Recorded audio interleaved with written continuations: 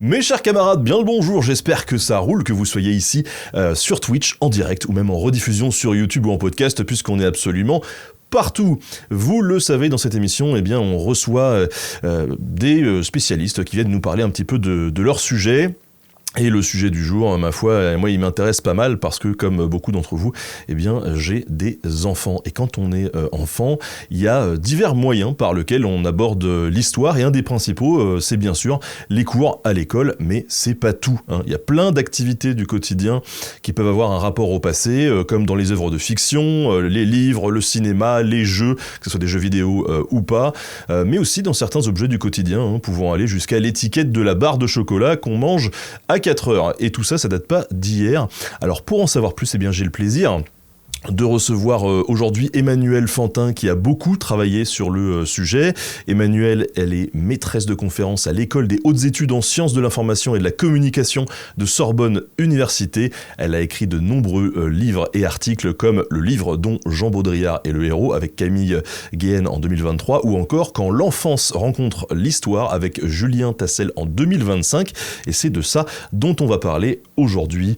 Bonjour ma chère Emmanuelle, comment ça va ? Bonjour, écoute, ça va très bien. Écoute, merci de nous accorder un petit peu de ton temps pour cette émission où on va parler d'un sujet important quand même. Oui, on va parler des enfants et les enfants, c'est l'avenir et ça pourrait intéresser, je pense pas, tu vas parler des gens qui ont des enfants, mais je pense que ça nous intéresse potentiellement toutes et tous, puisque ça renvoie aussi à notre propre enfance. Ouais, ça c'est clair.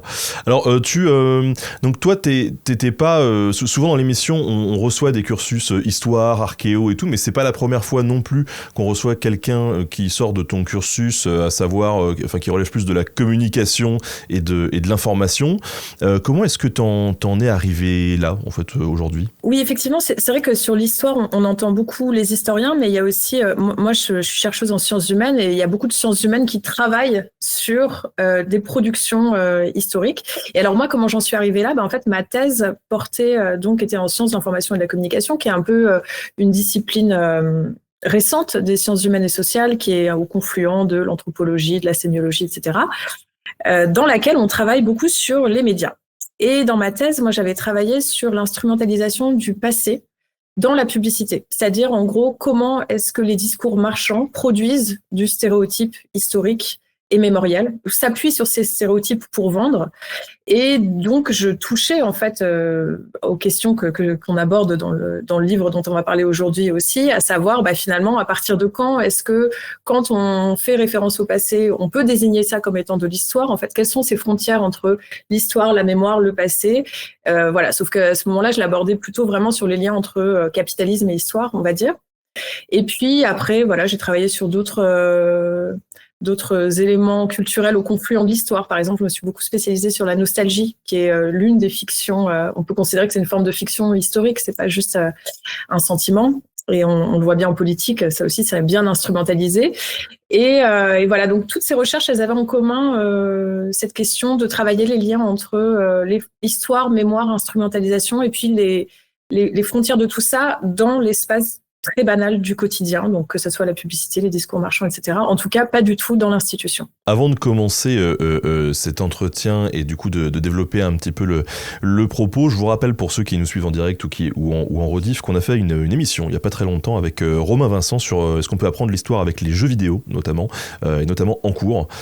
C'était hyper intéressant, donc je vous invite aussi à vous mettre ça de côté et bien évidemment je vous mettrai le lien de ce sujet en description et en commentaire. Donc toi, tu as dirigé un livre du coup avec Julien Tassel, donc qui s'appelle Quand l'enfance rencontre l'histoire. C'est paru en juin 2025, donc il n'y a pas très très longtemps au moment où on enregistre cette émission, puisqu'on est fin 2025.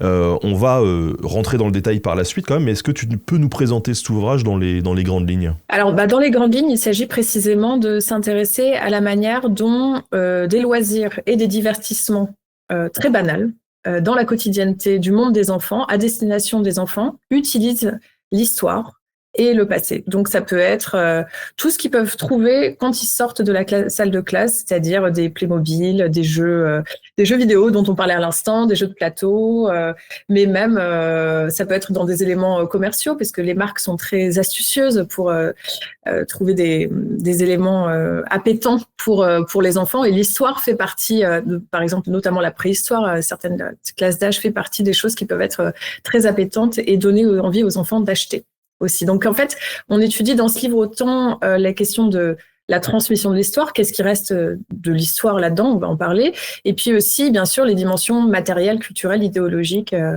et économiques. Est-ce que la Barbie préhistoire, ça existe ? Je ne sais pas. Et il y aurait une recherche à faire là-dessus, peut-être. J'ai l'impression que toutes les Barbies existent, donc peut-être. Comment vous est venue l'idée à tous les deux de faire cet ouvrage ? Alors, donc moi, je me suis présentée sur mes territoires de recherche, et dans mon laboratoire, il y a un autre chercheur qui s'appelle donc Julien Tassel, qui lui avait travaillé sur l'histoire au sein des grandes organisations et la manière dont les organisations prétendent être leur propre historiographe, voire parfois réécrire l'histoire.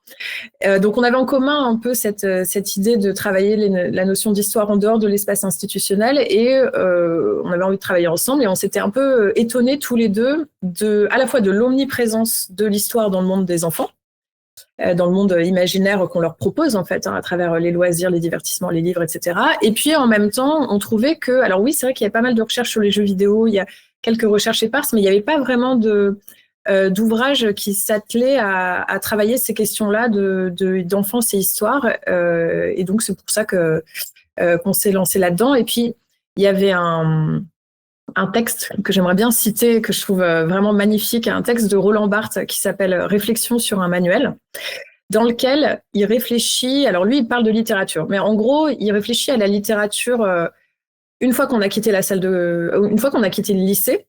Il se dit, finalement, pour la plupart des gens, qu'est-ce qui reste de la littérature si on ne lit pas comme activité quotidienne, ce qui est le cas de beaucoup de monde. Bon, il écrit ça à la fin des années 70, mais c'était déjà le cas. Et il nous dit, finalement, la littérature, quand on quitte l'école, on la croise dans les publicités, on la croise, c'est un nom d'auteur dans un abribus ou dans une pub dans le métro, c'est un nom dans les mots croisés, c'est une date avec un bicentenaire de naissance, etc. Et donc il s'interroge en fait sur toute cette espèce de reliquat culturel qui traverse le social, et il nous dit, mais finalement, qu'est-ce que c'est que la littérature quand elle n'est pas l'objet d'un enseignement ? Et en fait, ce texte m'avait beaucoup marqué, c'est vrai que je l'adore, et du coup, j'avais un peu envie de transposer ça à l'histoire et de me dire, mais qu'est-ce que c'est que l'histoire quand elle n'est pas l'objet d'un enseignement, c'est-à-dire vraiment, c'est quoi cette espèce de grammaire de l'histoire qui nous traverse un peu chaque jour, qui est complètement impensée, et qui pourtant, d'une manière ou d'une autre, doit contribuer, même si c'est pas très plaisant mais de se le dire comme ça, mais elle doit contribuer à forger notre savoir de l'histoire, ou ce qu'on suppose être un savoir de l'histoire. Voilà, en gros, pour les origines du livre. Alors, une fois que tu te dis, OK, il faut faire cet ouvrage, faut le faire. Et là, vous avez pris le choix, non pas d'écrire tous les deux, mais de diriger. Ce qui est différent. Alors, ça veut dire quoi, diriger un ouvrage ?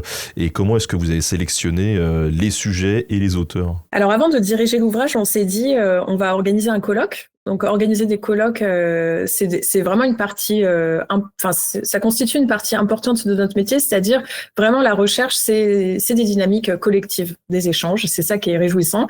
Et comment on fait quand on organise un colloque ? On définit un thème. Donc, nous, notre thème, c'était l'enfance et l'histoire. Enfin, c'est tout ce dont qu'on vient d'aborder.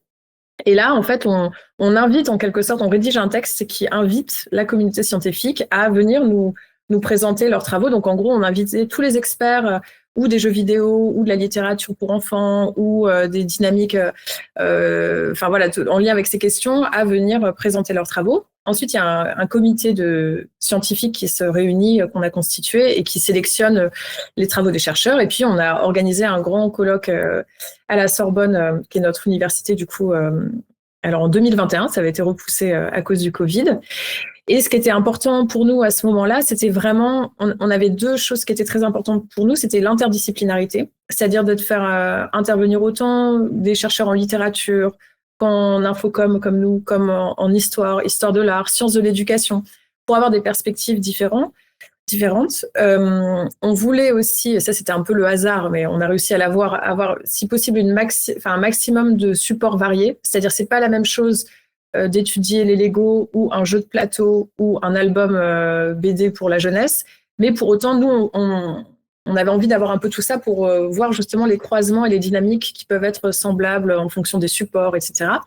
Et puis, on voulait à tout prix que ça soit pas juste enfin, je dis juste, ce serait très bien aussi, mais on avait envie d'avoir une perspective diachronique, que ce soit pas juste un tableau du contemporain et de voir aussi dans le temps qu'est-ce qui a pu évoluer ou quelles ont été les dynamiques, en gros, du 19e à nos jours, quoi. C'est-à-dire à partir du moment où les loisirs pour enfants commencent vraiment à être investis, à se développer et voilà. Donc dans ce bouquin, donc, vous avez sélectionné les auteurs. Donc les auteurs sont les gens qui ont participé au colloque, c'est ça ? Non, après on a reopéré. En fait, on a fait ce colloque-là et après le colloque, parce que c'est pas tout à fait la même chose de communiquer et d'écrire. Donc ensuite, on a reopéré un travail de sélection parmi toutes les personnes qui étaient au colloque pour essayer de construire notre ouvrage. Dans ce bouquin, il y a des chapitres, mais pas que. Vous avez aussi ajouté des entretiens, pourquoi ? Oui, alors c'est vrai que ça aussi, c'est quelque chose qui nous tenait à cœur. D'habitude, enfin je dis d'habitude, mais c'est vrai que souvent, ceux que nous, on appelle les professionnels, mais en fait, on les appelle un peu rapidement les professionnels, puisque la recherche est aussi une profession. Pourquoi je dis ça ? Parce qu'en fait, souvent, on étudie les productions par exemple, les productions de producteurs de jeux vidéo, etc., et on ne les entend pas. Et il peut y avoir un peu des tensions entre les milieux professionnels et les milieux universitaires, dans le sens où parfois les professionnels vont avoir tendance à penser qu'on dénigre leur travail, ce qui n'est pas le cas en fait, mais c'est vrai qu'on le déconstruit. C'est-à-dire on l'analyse, et pour l'analyse, on essaye d'identifier les logiques, etc. Donc, dans une perspective historique, quand on étudie Poulain au 19e siècle, c'est très bien, mais dans les perspectives plus contemporaines, c'est des rencontres en fait qui ont rarement lieu. Et pour nous, c'était important parce que, en fait, les chercheurs, nous, on produit des mises en perspective, on conceptualise, on déploie des problématiques sur des empans temporels parfois très vastes, etc.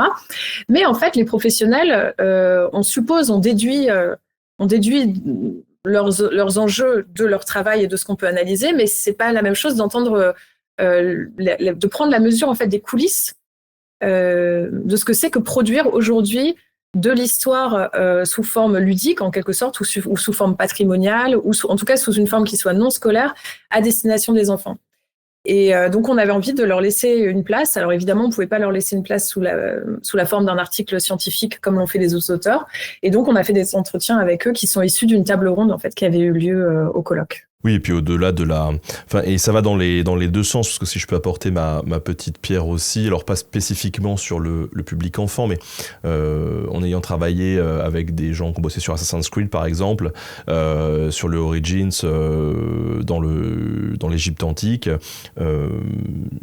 tu vois que les gars se disaient, en fait, les proportions sont pas les bonnes sur certains bâtiments, on va les multiplier par 3, mais pourquoi ? Parce qu'en fait, quand on l'a fait à échelle 1-1, c'était pas très impressionnant quand on arrivait comme ça dans le jeu, alors que nous on avait besoin que ça soit impressionnant parce que ça marque une étape narrative, qu'en même temps il y a des contraintes graphiques et techniques qui font que tout était un peu aplati.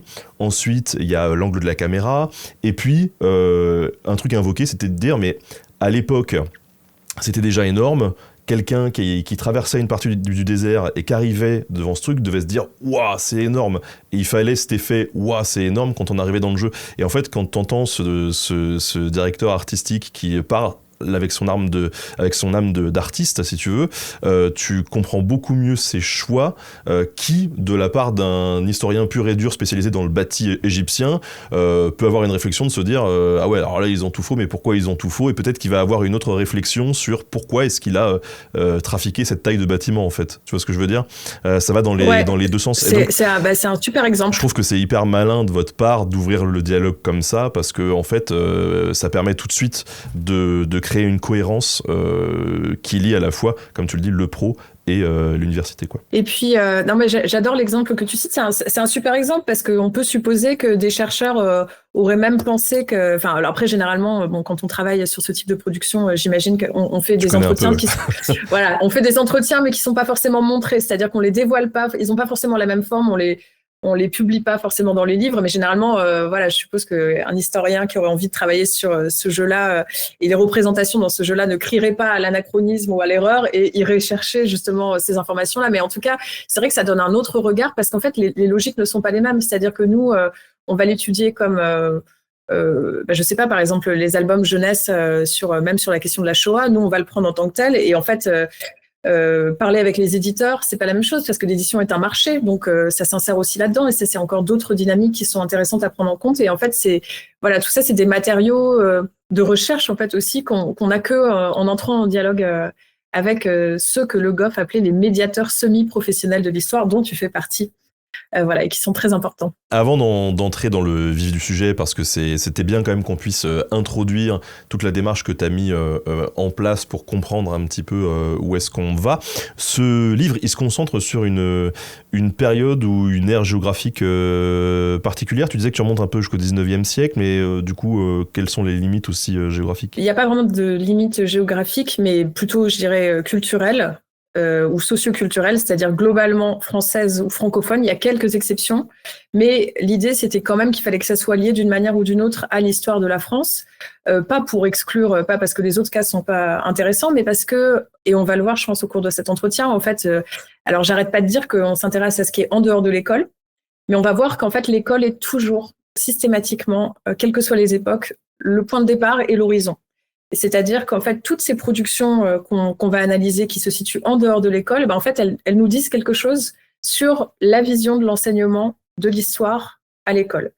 Et du coup, c'était intéressant pour nous d'avoir une ère culturelle qui soit assez circonscrite et qui soit la même dans le temps long pour pouvoir étudier vraiment en profondeur les spécificités. Et on va voir que dans plein de cas d'études qui sont dans le livre, en fait, on a vraiment une résonance avec l'histoire de l'enseignement de l'histoire à l'école en France, dans le cadre français. Et c'est vrai que en France en particulier, en plus, l'histoire de l'enseignement de l'histoire, il s'est beaucoup construit autour de la notion de nation, en fait, de l'émergence de l'idée d'État-nation à la fin de ce seconde moitié du 19e, etc. Donc, tout ça donnait une cohérence et une variété qui nous permettait d'aborder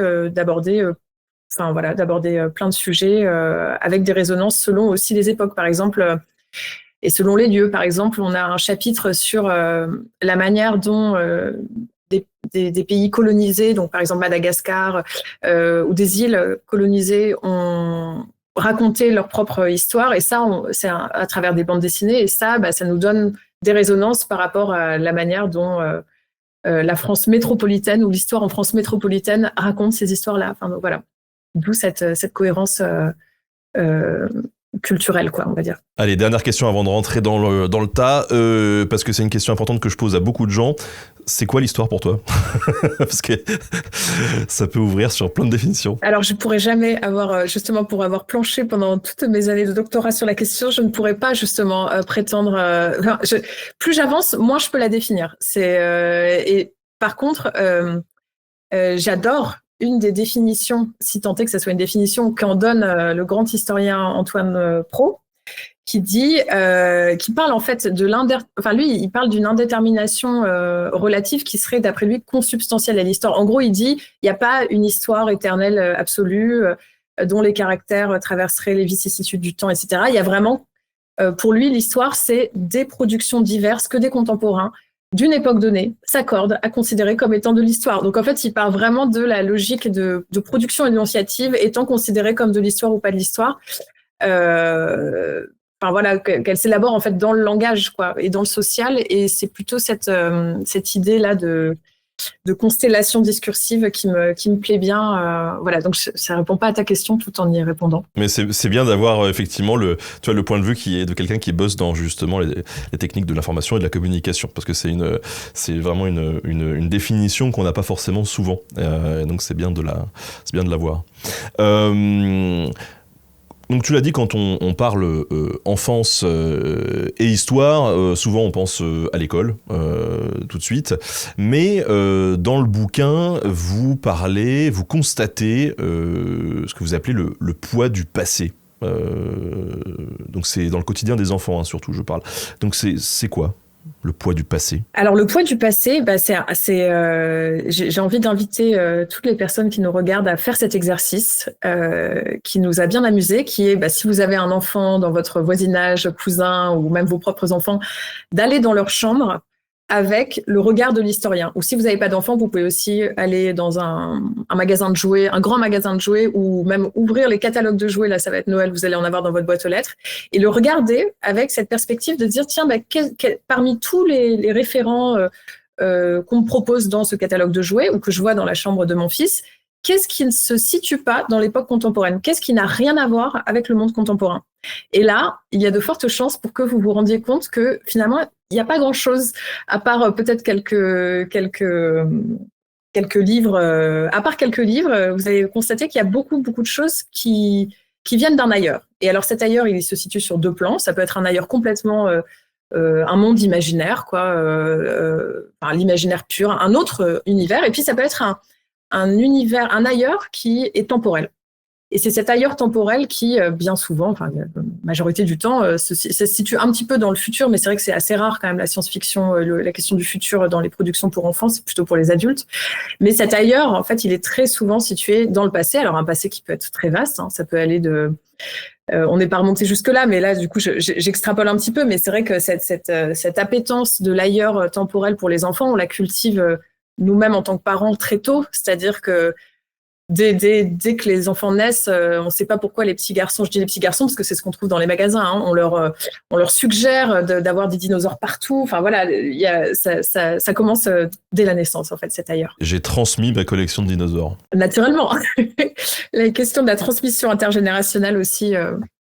Donc voilà, quand je dis le poids du passé, ce qu'on a cherché à étudier, c'est vraiment, ça nous plaisait justement cet aspect kaléidoscopique et de se dire ça va être autant sur le Lego qui cherche à reconstruire je ne sais quel château, que des référents historiques dans un jeu de plateau, que des costumes, évidemment, la tradition du costume chez les enfants, enfin qu'on appelle déguisement chez les enfants, des costumes chez les adultes, mais qui quand même recouvre la même pratique. Elle est capitale et elle est souvent située dans le temps et souvent au Moyen-Âge d'ailleurs.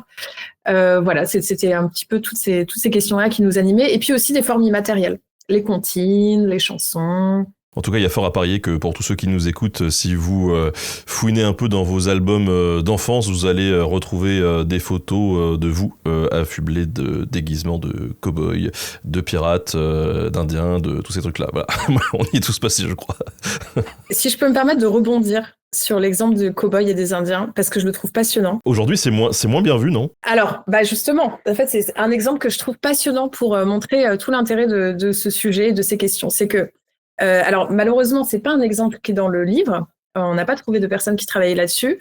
Mais quand on est né, par exemple, moi, je suis née en 86, donc c'est-à-dire que j'ai fréquenté les cours d'école dans les années 90. Et effectivement, à l'époque, cow-boy, indien, on aimait les plumes, on trouvait des éléments de culture qu'on supposait être la culture amérindienne un peu partout dans Picsou, Lucky Luke, les dessins animés, les livres. Enfin voilà, c'est vraiment quelque chose qu'on trouvait partout. Et on était baignés dans ma génération, en tout cas, vraiment baignés dans ces processus d'exotisation, en fait, des populations autochtones amérindiennes, mais pas que, hein, d'autres aussi. Avec parfois jusqu'à des stéréotypes quand même racistes qui nous choquent aujourd'hui à la relecture quand on relit certains. Enfin, je pense à Picsou en particulier, mais bon, c'est dans plein d'exemples des années 90. Si on va plus loin, même avant, il y a Tintin. Oui, voilà. Mais alors, la différence, c'est que ce qui est intéressant, c'est que dans les années 90, on s'était complètement naturalisé. C'est-à-dire qu'à la fois, c'était hyper puissant, enfin, à mon sens, hein, en termes d'imaginaire, de regard sur l'histoire d'une société. C'est-à-dire qu'aujourd'hui, ça nous paraît, c'est vrai, un petit peu fou de jouer à se déguiser en population victime de la colonisation, victime de massacres, et de s'approprier tout ça. Enfin, et d'ailleurs, on voit que ces déguisements et ces jeux ont disparu. Enfin, les enfants jouent quand même beaucoup moins aux cow-boys et aux indiens. Ils jouent plus à chat, ou à d'autres types de jeux. Et ça, ce qui est hyper intéressant, c'est que c'était pas dans la salle de classe, mais pourtant, évidemment, si on le retrouve beaucoup moins aujourd'hui qu'on ne le trouvait dans les années 90, c'est parce que les enfants sont pris dans le social et les jeux auxquels ils jouent dans la cour, ils sont pris dans le social. Et là, évidemment, depuis, je dirais, quand même une 10-15 ans, il y a quand même un mouvement, alors qui part notamment des chercheurs ou des militants, qui ensuite innerve l'école, qui innerve les programmes scolaires, qui innerve globalement le débat social, etc. Et qui font que les jeux, même ces jeux donc vraiment immatériels qui se transmettent, on ne sait comment, évoluent, bougent. Et voilà. Et aujourd'hui, pour répondre à ta question, je ne sais pas si les enfants le font encore, mais en tout cas, c'est moins présent. En tout cas, quand on pense à ce jeu-là et à son importance, je pense aux années 90, mais c'était peut-être le cas avant. Moi, je trouve que ça nous dit quelque chose sur l'ignorance d'une époque, le déni des sociétés occidentales. C'est pour ça que ça dit aussi des choses sur le politique, le déni des sociétés occidentales sur la question de la colonisation, en particulier française, mais pas que, du coup, là, c'est un bon exemple, d'une manière générale. Et quand je dis ça, vraiment, il ne s'agit pas de condamner ni les enfants ni les parents de l'époque, parce qu'eux, ils sont pris encore une fois, ils sont pris dans des dynamiques qui les traversent et qu'ils ne maîtrisent pas. Mais voilà, donc comment, autour d'un exemple très banal, on peut finalement se dire que ça nous renvoie à des questions presque politiques. Oui, clairement. Clairement politiques, oui. Puis clairement, on évolue, heureusement, et d'ailleurs, il y a de fortes chances que ce qu'on considère comme tout à fait innocent aujourd'hui, dans 30 ans, on puisse le regarder avec 3 sourcils levés. Tout à fait. Donc, voilà. C'est fort possible. Donc cette représentation de l'histoire dans le quotidien des enfants, est-ce qu'on peut dire quand même que... On peut dire du coup que c'est quand même vraiment de l'histoire? Ça dépend. Je pourrais pas... Je suis désolée dès que tu me demandes de définir. C'est compliqué pour moi de circonscrire parce qu'en fait... ça dépend. Surtout que dans la manière dont on a appréhendé, par exemple, les cas qui sont dans le livre, tu vas avoir des cas qui vont être vraiment à visée pédagogique, à visée de transmission historique. Donc là, je pense à toutes les bandes dessinées sur la question de l'esclavage ou les albums jeunesse sur l'esclavage, sur la Shoah. Ça, c'est plutôt la deuxième partie du livre qui se concentre sur des cas qui sont... magnifiques à étudier parce que ils ont justement leur lot d'ambiguïté et de difficultés, c'est-à-dire comment est-ce qu'on transmet les heures sombres de l'histoire aux enfants, avec toutes les questions que ça pose, comment transmettre sans édulcorer, dire sans choquer, donc voilà. Donc là, on peut se dire oui, en fait, c'est pas de l'histoire, mais il y a déjà un souci de vérité, de véracité historique, il y a un souci de transmission des faits, etc. Et en même temps, par contre, quand on est dans juste, je sais pas, un Playmobil en forme de chevalier, alors on a des traces d'historicité, mais qu'est-ce qui reste de l'histoire là-dedans? Est-ce que c'est de l'histoire? Pour moi, cette question, elle suppose encore une fois qu'il existerait une essence de l'histoire, et moi, je préfère plutôt voir les choses comme me dire il y a quelque chose de l'ordre des représentations d'histoire, on fabrique des stéréotypes de l'histoire. Là, en l'occurrence, le cas du chevalier, je le renvoie à ces stéréotypes massifs qui inondent l'époque médiévale, qui, rappelons-le, dure quand même 10 siècles, et qui, dans l'imaginaire un peu de la vie de tous les jours, tel qu'on peut le croiser justement à la Roland Barthes, dont je parlais tout à l'heure, se cristallise autour de 3-4 figures, comme si on pouvait... comprendre la complexité de 10 siècles en 3-4 figures, dont le chevalier. Alors, on ne sait pas trop pourquoi il a une telle... Enfin, si, on sait pourquoi il a une telle prégnance dans le monde des enfants, mais voilà. Il y a des faits historiques, il y a des vérités historiques. Après, dire que c'est de l'histoire, c'est compliqué. Et alors, il y a un autre exemple qui me vient, là, qui n'est pas dans le livre, qui est le Puy du Fou. Alors, ça, c'est hyper intéressant, le Puy du Fou, parce que du coup, en même temps, si je parle du Puy du Fou, là, j'ai envie de dire, on est obligé de se poser la question, on est obligé de poser la question que tu poses, à savoir, est-ce que c'est de l'histoire ou pas? Dans la mesure où le Puy du Fou, donc, je pense que les personnes qui regardent connaissent, mais je vais resituer, c'est un parc d'attractions qui se présente comme étant un parc d'attractions historique, de reconstitution inspirée de l'histoire, etc. Sauf que il y a des historiens, pour le coup, dont c'est le métier, qui ont travaillé sur la question et qui pointent. Il y a d'autres gens aussi qui ont travaillé sur la question, mais on va parler de la parole des historiens, justement parce que c'est leur métier de travailler l'histoire, et qui pointent le fait que finalement, c'est moins de l'histoire qu'une forme d'instrumentalisation de l'histoire avec une visée idéologique spécifique, etc. Et donc, du coup, on voit bien qu'à la fois, quand je te réponds, je te dis c'est compliqué pour moi de dire c'est de l'histoire, mais dès qu'on touche à de l'instrumentalisation, à visée idéologique, voire par exemple si on touchait au révisionnisme ou des choses comme ça, là, bien sûr qu'on est obligé de poser une frontière et de dire à un moment, oui, là, ça n'est plus l'histoire. En fait, là, il y a une vérité historiographique et là, non. Voilà, donc c'est des questions qui sont complexes. Je ne sais pas si cet exemple te parle. Tout à fait, mais j'ai envie de te dire que je vais pas te lancer sur ce sujet spécifique-là parce que je connais souvent les gens que j'invite aussi et ça peut partir sur une demi-heure consacrée à cette question. Donc on va ouvrir plus sur justement le fait que on le comprend à travers quand même ton discours. Depuis tout à l'heure, les espaces où peuvent s'exprimer l'histoire à destination des enfants, ils sont quand même super nombreux. T'as parlé des comptines, on a parlé des costumes, enfin ou des déguisements. Là, tu me parles des parcs d'attractions, les jeux vidéo, le cinéma. Ouais, c'est vraiment partout quoi. Cette histoire, elle circule dans tous les espaces en fait. C'est exactement pour ça que j'invitais vraiment les personnes qui nous regardent à aller constater par eux-mêmes, parce que c'est pas une vue de l'esprit, hein, c'est que vraiment il y a une production monumentale. C'est vraiment un terrain de prédilection pour créer des univers pour les enfants. Et puis, si je voulais aller plus loin, là pareil, c'est pas dans le livre, mais c'est pour le plaisir de la discussion. On pourrait même aller jusqu'à se dire que finalement, quand on rentre dans la chambre de nos enfants, on trouve même des traces de notre histoire qui ne sont pas qualifiées comme telles. Par exemple, il y a une chercheuse dont le travail m'intéresse beaucoup, qui s'appelle Mélanie Roustan. Alors elle, vous allez voir, complètement différent. Elle travaille sur les animaux et elle est anthropologue. Et et sur l'histoire des zoos, des jardins zoologiques. Et donc, en gros, je pourrais me donner la référence de son livre qui est hyper intéressant, mais elle montre la manière. Alors, elle m'a intéressée parce que j'ai aussi travaillé un petit peu sur l'histoire des spectacles animaliers. Et ce qu'on voit, c'est qu'en fait, les spectacles animaliers au 19e siècle, mais encore aujourd'hui, c'est l'animal est un peu le support en miroir du propos ou du regard exotisant qu'on peut porter sur l'homme, etc.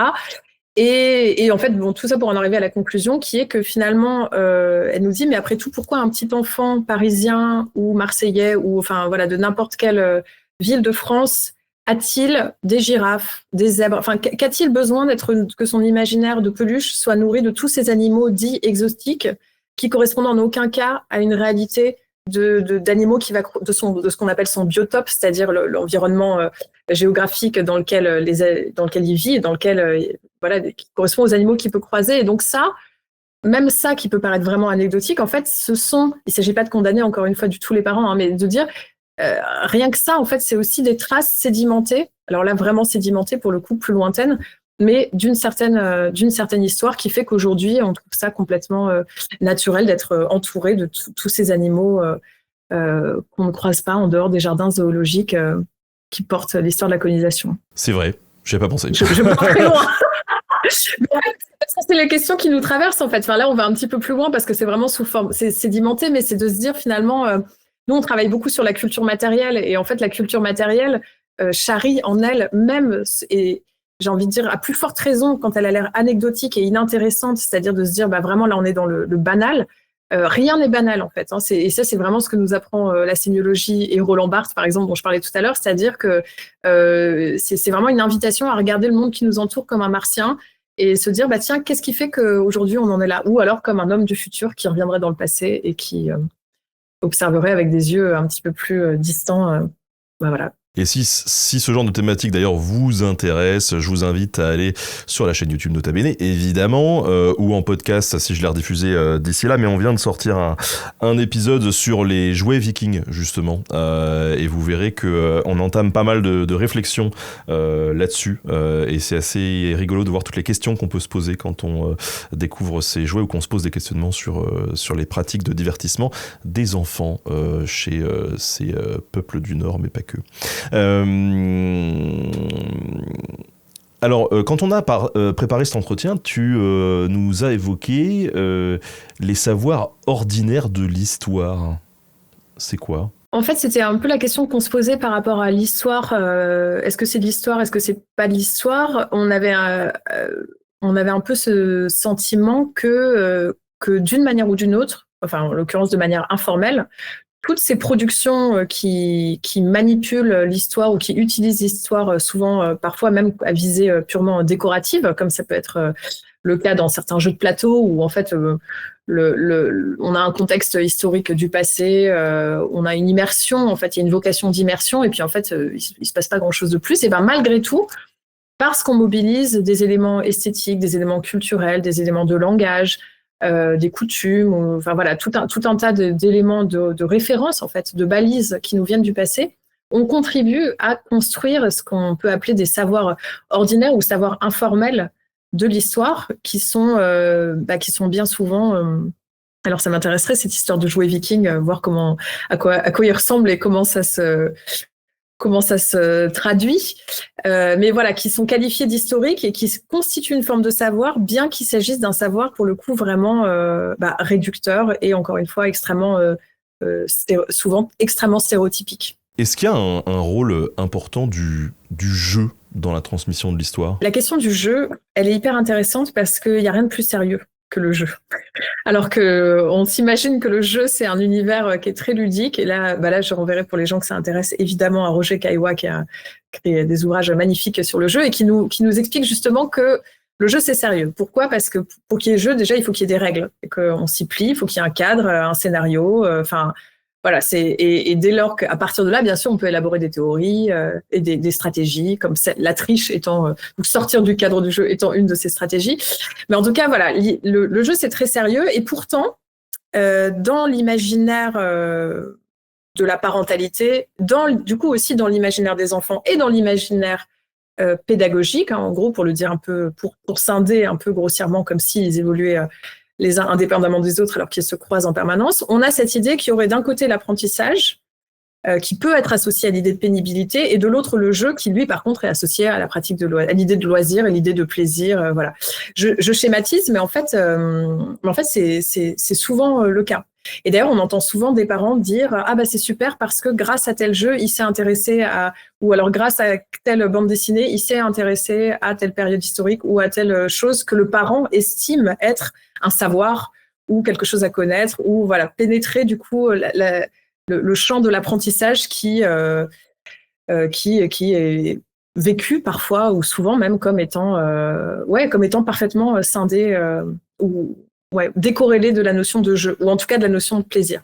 Et ce que nous montrent du coup tous ces cas d'études dans le livre, c'est qu'effectivement, il y a des rencontres de toute manière entre les dimensions ludiques et éducatives qui sont très fortes et qui sont beaucoup moins justement scindées que ces imaginaires-là. C'est-à-dire que c'est pas parce qu'on joue qu'on n'est pas en train d'apprendre et c'est pas parce qu'on apprend qu'on peut pas avoir du plaisir et jouer.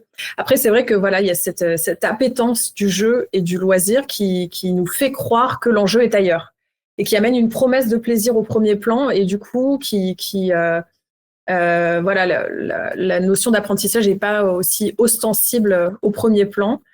Voilà. Et quand je parle de tout ça, je parle surtout des dynamiques des parents, en fait, je pense, derrière tout ça. Parce qu'en fait, les enfants, quand ils jouent, finalement, ils n'en ont strictement rien à faire de savoir s'ils sont en train d'apprendre ou pas. C'est pas la question. Et eux, c'est vraiment le plaisir du jeu, le plaisir de l'immersion. Et en fait, ils en ont rien. J'ai envie de dire, même s'ils jouent... par exemple, le moment où ils veulent commencer à se déguiser justement en viking, en ceci et cela, c'est pas qu'ils en ont rien à faire, ça les intéresse que ça soit de l'histoire. Mais ils se posent pas la question de se dire, tiens, je suis en train d'apprendre quelque chose. C'est pas du tout l'enjeu. Par contre, c'est plutôt les parents, et ça, du coup, les industries culturelles et créatives qui produisent ces déguisements, ces costumes, ces jeux, ces BD, etc.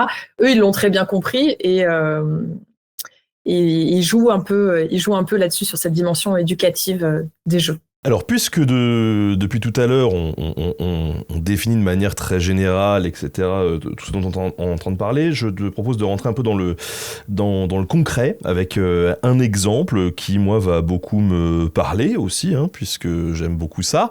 Cet appel au passé dans la représentation, dans les imaginaires donc de l'histoire, on retrouve beaucoup ça dans la fantaisie, aux arts. Est-ce que tu pourrais nous définir ce que c'est, la fantaisie ? C'est difficile à définir parce que là, pour le coup, il y a aussi beaucoup de définitions, mais grosso modo, c'est un genre artistique, littéraire et cinématographique, voilà, qui représente des univers ambivalents, je dirais, entre l'histoire et la fiction, à la lisière du mythe, avec des éléments un peu surnaturels. Tolkien, par exemple, est l'un des grands maîtres de la fantaisie. Et dans la fantaisie, il se trouve qu'il y a une sous-branche qui est monumentale, qu'on appelle la fantaisie historique. Et là, pour le coup, c'est clairement un mélange entre des univers historiques et des univers surnaturels, quoi, en gros, pour le dire simplement. On y retrouve beaucoup, justement, des visions un peu fantasmées et mythifiées du passé, là-dedans. Tout à fait. Alors, la catégorie même de la fantaisie, comme elle est proche du fantastique et de la notion de surnaturel, forcément, déjà, on a une tendance à la magie qui est extrêmement présente. Donc là, c'est même plus la construction mythifiée, c'est une comment dire, on saupoudre l'histoire de magie, et c'est ça qui rend d'ailleurs ces univers aussi intéressants. Et en fait, Anne Besson, donc, qui est une grande spécialiste de la fantaisie et qui a fait un article là-dessus dans notre livre, elle dit que la fantaisie elle appelle ça une histoire-fiction, en se basant sur le terme science-fiction. Elle dit que c'est une cousine de la science-fiction, mais qu'en fait, c'est une histoire-fiction qui interroge, en fait, finalement, les continuités mémorielles d'un passé non historique, mais quand même un petit peu. Et alors, elle, ce qu'elle intéresse, en plus, donc elle parle tu as parlé tout à l'heure de Assassin's Creed, qui est quand même un grand jeu, un jeu vidéo qui connaît un immense succès et qui est à la fois très crédible sur le plan historique, réutilisé d'ailleurs, je crois, par les enseignants en classe, etc. Voilà, ce cas-là, il est super intéressant parce que c'est vraiment un jeu où on va simuler un univers historique pour motiver la narration et pour motiver l'entrée dans l'action de jouer. Mais enfin, je m'égare un peu. Elle, ce qu'elle étudie là-dedans, c'est comment, enfin, elle parle plutôt de ce qui reste de l'enfance chez les adultes. Tu vois, tu dis par exemple la fantaisie, ça me passionne, c'est un univers que j'adore. Et c'est vrai qu'il y a beaucoup d'adultes qui adorent cet univers. Et elle l'envisage vraiment comme quelque chose qui nous reste de l'enfance, c'est-à-dire ce plaisir vraiment très particulier de l'immixtion du fantastique dans l'histoire ou dans les univers historiques et qui persiste à l'âge adulte. Ce qui est assez rare en fait quand on y réfléchit. Il n'y a pas grand-chose. Il y a peu de choses comme ça qui persistent à l'âge adulte à ce point-là. L'amour des bonbons, peut-être. Mais ce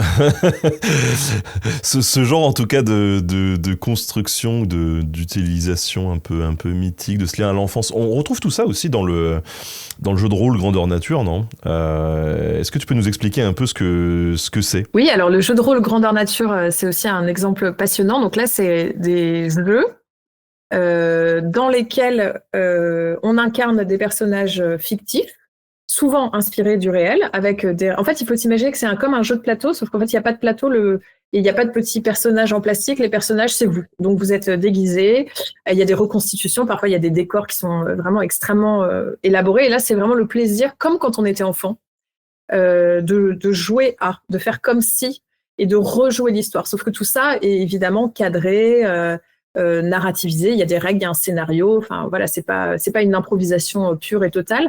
Donc ce qui est passionnant avec ces cas-là, c'est qu'il y a une dimension expérientielle. On joue à faire l'expérience de l'histoire et à la reproduire. Voilà, donc c'est un prolongement, et c'est vrai que c'est un cas un peu limite parce qu'on parle de l'enfance et de l'histoire, et c'est le seul chapitre. Alors, c'est vrai qu'il peut y avoir, ça commence à l'adolescence généralement, parce que c'est codifié, on va dire, à partir de l'adolescence. Évidemment, les enfants jouent à l'histoire, ou peuvent jouer à l'histoire, mais les jeux de rôle grandeur nature, c'est quand même généralement codifié, assez complexe, même d'un point de vue narratif, il faut être capable de suivre. Donc ça commence plutôt à l'adolescence et ça se poursuit jusqu'à l'âge adulte. Et donc c'est peut-être même le seul exemple dans le livre qui est clairement plus à destination des adultes, avec une pratique tirée de l'enfance que des enfants. Ouais, puis t'as une question de logistique aussi où il faut souvent rester plusieurs jours sur place. Il y a la douche, il y a tous ces trucs-là qu'il faut pouvoir gérer. Des logiques financières aussi, tout simplement, et de temps et de contraintes, etc. Enfin voilà, ce sont des affaires plutôt d'adultes, quoi, ou d'adolescents. Ouais, et pour ceux qui veulent en prendre plein la vue, alors j'ai pas pris beaucoup de photos parce que c'est un endroit où on prend pas beaucoup de photos, on vit surtout l'expérience. Je vous invite à aller sur mon compte Insta, vous allez dans les stories à la une, vous allez voir le voyage que j'ai pu faire au Québec cet été, et j'ai eu la chance d'aller au Duché de Bicoline, qui est une des plus grandes expériences grandeur nature, de jeux de rôle grandeur nature du monde. C'est une semaine de jeu, voilà, dans la province québécoise, et on salue tous les Québécois. C'est 4000, 5000 joueurs qui restent pendant une semaine, c'est des centaines de bâtiments en bois, en dur, où ça joue et en même temps ça s'inspire de l'histoire. J'ai carrément eu la chance d'être accueilli par une guilde où les gars avaient refait une halle en bois inspirée des halles du XIIIe siècle, mais avec un boulot incroyable. Et donc tout ça part du jeu, mais on sent l'amour de l'histoire qui transpire aussi là-dedans. Voilà, c'était ma petite digression. Intéressez-vous au Duché de Bicoline et au GN en général. Ça permet vraiment d'ouvrir les horizons sur plein de trucs et de rêver, en plus d'apprendre plein de trucs. Voilà. Deuxième micro-digression, si les liens entre histoire et fantasy, ça vous intéresse, eh bien, sachez qu'on a déjà fait un entretien avec Anne Besson, donc pareil, vous pouvez aller googler ça, nota bene, Anne Besson, et vous tomberez sur l'émission. Un autre cas de cette histoire qui transpire sur certains espaces, et notamment dans le livre, c'est donc que tu as fait, c'est celui du journal des enfants et du journal des demoiselles au 19e siècle. Est-ce que tu pourrais nous parler un peu de ça ? Le contexte, alors ce sont 2 journaux pour adolescents et pour enfants qui sont nés au début de la monarchie de Juillet. Donc, monarchie de Juillet, pour rappel, c'est à partir de 1830. Et c'est un moment très particulier. C'est un moment où globalement on se tourne. Il y a un attrait pour le passé. C'est le moment de Notre-Dame de Paris qui sort en 1831. C'est un moment où on va revisiter un peu le passé, notamment national, avec cette idée de le cimenter, de le consolider. C'est le moment où Versailles est transformé en musée d'histoire, etc. Enfin voilà, c'est un peu cette obsession de Louis-Philippe de faire le lien, de refaire du lien avec une certaine histoire de France. Et parallèlement, c'est un moment où la presse pour enfants, donc comme je te l'ai dit, se développe un petit peu. Alors quand je dis elle se développe, on reste quand même dans des proportions. Il faut avoir l'esprit quand on pense. Enfin, ne pensez pas justement à Picsou Magazine ou voilà, la presse pour enfants. Et même la presse tout court en 1830, ça reste, on touche des franges certaines franges de la population. Déjà, il faut être capable de savoir lire, il faut être capable d'avoir les journaux à l'époque fonctionnent par abonnement. Enfin, c'est vraiment très onéreux. Mais néanmoins, encore une fois, ça nous dit quelque chose du début, on va dire du début de l'investissement des parents en lien aussi avec la démocratisation de l'école et les prémices de la culture bourgeoise à l'époque. En gros, de la manière dont on va investir l'éducation des enfants par, en l'occurrence, des loisirs, puisque ces pratiques sont considérées comme des loisirs. Et alors, qu'est-ce qui est représenté de l'histoire ? Alors, ce qui est intéressant aussi dans ce contexte, c'est qu'à l'époque, on a quand même cette idée un peu générale par rapport à l'enfance que la fiction va pervertir les enfants. Que la fiction, c'est pas bien, ça corrompt les esprits, ça mène à l'idéalisation, etc. Enfin voilà, c'est un peu dangereux d'amener les enfants vers la fiction, donc il vaut mieux. Et c'est pour ça, en fait, c'est une des raisons pour lesquelles il y a tant de textes dans ces journaux qui sont en fait des textes pseudo-historiques ou qui s'appuient sur des univers historiques, alors majoritairement sur le Moyen-Âge. Mais l'idée, c'est que dans ces journaux, les chercheuses elles ont observé qu'on produit beaucoup de discours avec des cadres référentiels du passé pour quand même donner un petit peu d'exotisme ou d'ailleurs à ces enfants, sans passer par la fiction ou sans avoir l'air de passer par la fiction, et de manière à instrumentaliser finalement des choses qu'on retrouve. J'allais dire qu'on retrouve encore aujourd'hui. C'est-à-dire qu'on apprend aux petites filles, à être des bonnes mères de famille. Enfin voilà, c'est vraiment des leviers d'éducation tout à fait traditionnels de l'époque. Mais on passe par cette médiation de l'histoire du Moyen-Âge pour expliquer aux garçons qu'ils doivent être braves, courageux et forts, et aux petites filles qu'elles doivent faire des enfants et se marier. En gros, je schématise, hein, mais voilà. Tu nous as parlé aussi lors de notre pré-entretien, parce que oui, vous nous écoutez, sachez qu'on prépare un peu les choses. On a l'air super bon comme ça, mais en fait, on prépare un peu le terrain. Ce passé mythifié, on le retrouve aussi, où on l'attend parfois un petit peu moins, notamment avec les lanternes magiques. Qu'est-ce que c'est ça, les lanternes magiques ? Alors, les lanternes magiques, ça aussi, c'est un dispositif qu'on a un petit peu oublié, mais qui était très, très utilisé à la fin du 19e siècle. Enfin, on va dire à partir du milieu du 19e siècle. Donc, les lanternes magiques, c'est un peu l'ancêtre du projecteur, finalement. C'est un dispositif qui était utilisé de plusieurs manières, mais là on va se concentrer sur le jouet, parce que c'est aussi un jouet. Donc un projecteur, on projette un faisceau de lumière sur un mur, et puis entre ce faisceau de lumière et le mur, on fait passer des plaques de verre transparentes, colorées, sur lesquelles on a des dessins qui sont grossis, donc, et en les faisant passer, du coup, ça donne une impression de mobilité des images qui sont projetées sur les murs. Donc pour l'époque, c'est quand même, ça donne du point de vue du spectateur des effets visuels qui peuvent être assez forts et assez saisissants, hein, même si on n'est pas encore dans le cinéma, bien entendu.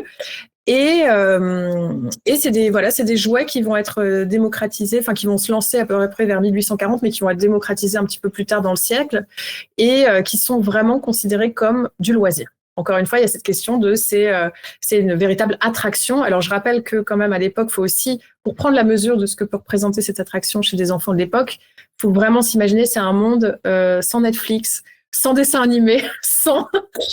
c'est pas quand je me dis un faisceau de lumière sur un mur qui bouge doucement. Tous les parents en PLS, mais comment est-ce qu'ils savent ? Et c'est un monde aussi... Et ça, c'est d'autant plus intéressant quand on regarde la question de l'histoire. C'est aussi un monde où, pour beaucoup d'enfants, l'horizon s'arrête au bout de la rue, enfin, ou à quelques kilomètres. C'est-à-dire qu'il y a aussi la question du paysage mental, l'importance de ces dispositifs de loisirs qui sont une ouverture aussi du paysage mental, et d'autant plus forte que on voyage moins, on rencontre moins de gens. L'horizon est simplement vraiment rétréci par rapport au paysage mental d'un enfant d'aujourd'hui. Donc, ça a l'air anecdotique, et en même temps, à l'époque, c'est majeur.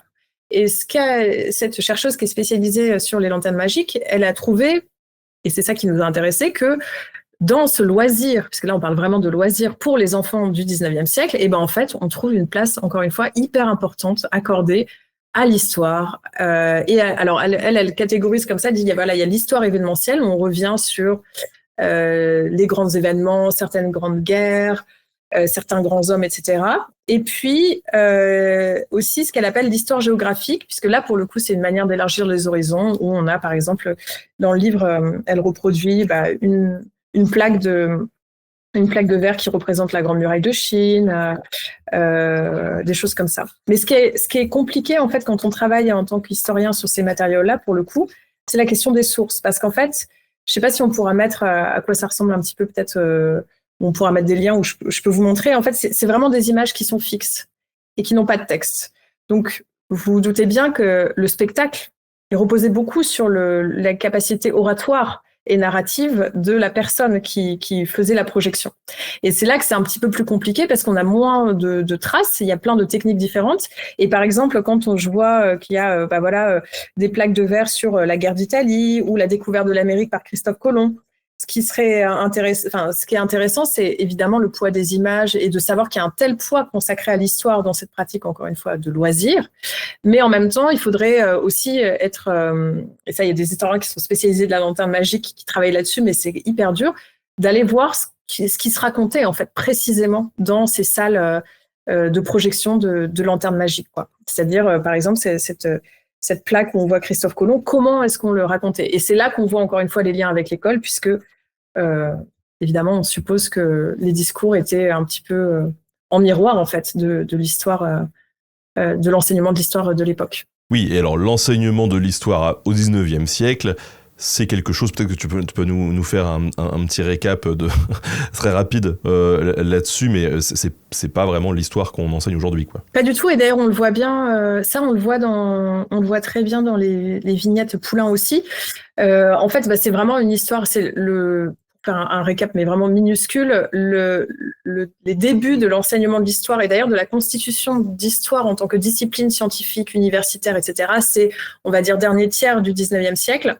Et il y a à ce moment-là une pression très forte qui est créée autour de l'idée de roman national, autour de ce qu'on appelle le roman national, c'est-à-dire les grands hommes, les grandes figures de l'histoire, enfin ce qu'on estime être les grandes figures de l'histoire de France, donc évidemment d'ailleurs centrées autour des hommes, naturellement. Par exemple, il y a des choses qui sont parfaitement remises en cause aujourd'hui et qui sont issues de cette vision de l'histoire. Je pense, en parlant d'hommes, ça m'a fait penser à ça.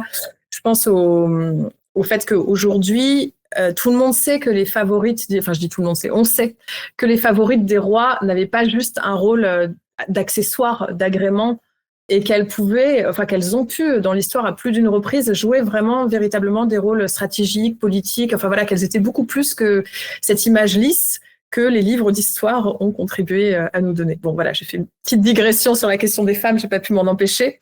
Mais en tout cas, effectivement, la question de l'enseignement de l'histoire, elle est, et ça aussi c'est passionnant, historiquement située. Et d'ailleurs, ça me fait penser aussi à un texte de Mary Douglas, que j'adore, qui s'appelle Comment pensent les institutions, et dans lequel elle dit, mais elle parle des manuels scolaires aussi justement, et elle dit tous les 30 ans, les manuels d'histoire sont considérés comme caducs. Mais entre-temps, l'histoire n'a pas changé. Ce qui a changé, par contre, c'est le regard qu'on pose sur cette histoire. Et c'est vrai que quand on regarde les manuels scolaires, alors là, pour le coup, du début du 19e siècle, enfin, la vie, et compagnie, du début du 20e, fin 19e, ça nous paraît complètement caduque. Pourtant, l'histoire n'a pas changé. Mais en revanche, ce qui a changé, c'est notre manière de la raconter, notre manière de l'appréhender et le regard qu'on pose dessus. Oui, et puis je veux dire, à notre échelle d'une vie d'homme ou de femme aussi, ça change énormément, et je partage le constat de Evil Guimauve dans le chat qui nous dit moi quand je repense à mes manuels des années 80, il y a encore beaucoup de romans nationaux, je suis sorti de la primaire avec une vision assez particulière de Jeanne d'Arc, Napoléon, etc. C'est vrai, et aujourd'hui ça évolue encore. Ça évolue encore, et c'est vrai que le roman national, on n'en est pas, enfin, faudrait que je regarde, là j'ai pas regardé les derniers programmes d'histoire, etc., mais effectivement, pour ma génération, en tout cas, moi aussi, je suis sortie de l'école avec Clovis, enfin, voilà, avec et d'ailleurs, en littérature, on n'était pas loin encore du Lagarde-Michard non plus. Enfin bon, on a hérité, ça a mis beaucoup de temps à changer, et c'est à peine, oui, c'est encore en train de changer. En lien avec ce passé idéalisé dont on parle tout à l'heure, il y a dans le bouquin un entretien avec Richard Unglick, j'espère que je le prononce bien, ou Unglick, je ne sais pas. Unglick, ouais. Voilà. Est-ce que tu pourrais nous toucher un mot de ce chapitre ? Oui, alors lui, c'est pour le coup, c'est un artiste qu'on a vraiment été chercher. On voulait absolument discuter avec lui parce que il avait publié 2 bouquins avec. Alors lui, ses modalités artistiques, c'est de reproduire des scènes historiques avec des Playmobil. Donc il va il va grimer en fait les Playmobil en allant, voilà, chercher tout un tas d'accessoires. Playmobil, par définition, on peut changer les bras, la tête, les costumes, etc.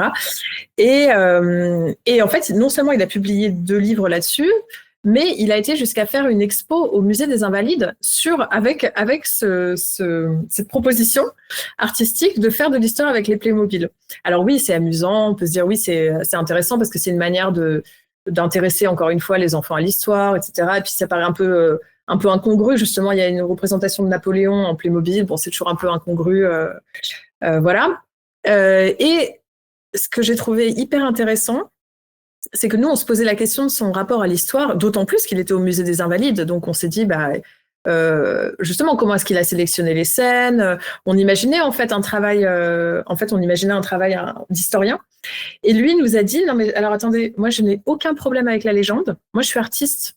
Donc, moi, je m'amuse à avoir un plaisir de reproduire mon imaginaire, etc. Et il n'y a pas de prétention historique. Et pourtant, les ouvrages s'appellent « Si l'histoire m'était contée »,« La grande aventure de l'histoire ». Il y a encore une fois le musée des Invalides. Donc, c'est là aussi que ça pose des questions, parce qu'on se dit, dès lors que ça rentre dans un espace patrimonial, Oui, mais après tout, voilà, ça n'a pas d'autre prétention qu'être ce que c'est-à-dire un artiste qui s'amuse avec des personnages historiques et des Playmobil. Oui, et oui, c'est rigolo parce que effectivement, vu que c'est au musée des Invalides, on pourrait se dire, du coup, ça a été validé scientifiquement. Tu t'attends à tout un truc derrière, quoi. Et ouais, on s'attend en fait on s'attend à ça, et en fait, et en même temps, moi j'aime beaucoup le fait que cet artiste soit très clair et nous dise, non mais moi je suis dans la légende et je suis pas. Alors après, il y a rien d'extra, enfin je veux dire, il y a pas de propos extravagants ni quoi que ce soit dans ce qu'il propose, mais c'est intéressant de se dire que lui, voilà, il a tout ce travail sur l'histoire qu'il nomme comme tel, mais de sa position d'artiste pour laquelle il estime que, et puis considérant les parties prenantes, à savoir des Playmobil, il estime que bon bah voilà, c'est juste un travail pour faire rêver les enfants, et puis c'est tout, quoi, sans se prendre la tête justement de se dire bah tiens, quelle est la vision de l'histoire, est-ce que c'est plutôt telle ou telle représentation, parce que ça n'a l'air de rien, mais malgré tout, en reproduisant des scènes historiques, qu'il s'agisse de Playmobil ou en grandeur nature, ou quel que soit le type de représentation, on a toujours une part d'idéologie, en fait, ou d'imaginaire qu'on va charrier. Ah, tu véhicules ta propre vision, tu véhicules ton propre héritage, ton éducation, voilà. Mais après, à partir du moment où la démarche, elle est sincère et transparente, pas trop de soucis à s'amuser avec l'histoire, quoi. Voilà, c'est juste de l'amusement. Je te propose qu'on aborde une partie qu'on a teasée un petit peu au début de l'entretien, à savoir représenter les heures sombres de notre histoire auprès d'un public un peu jeune, parce que ça c'est un véritable challenge. Tu vois, moi, il y a au moment où on enregistre cette émission, il y a encore 10 jours. J'étais à Hiroshima avec mes enfants, et du coup c'est posé la question de se dire bon, du coup est-ce qu'ils ont l'âge pour visiter le musée, comment on va faire pour leur expliquer, s'ils ont des questions, comment est-ce qu'ils vont le prendre ou pas, enfin tu vois, tout ça c'est compliqué. Donc je me dis qu'il y a plein de gens qui ont réfléchi à ça sous plein de formes différentes, et donc c'est important, je pense, de pouvoir en parler avec toi, parce qu'il y a plein de gens qui se demandent comment aborder ces thématiques-là. Alors par exemple, tu nous as teasé très rapidement tout à l'heure l'esclavage. Depuis quand on aborde cette thématique-là dans la littérature jeunesse, par exemple ? Alors c'est très récent. Et une fois de plus, il y a des liens qui débordent,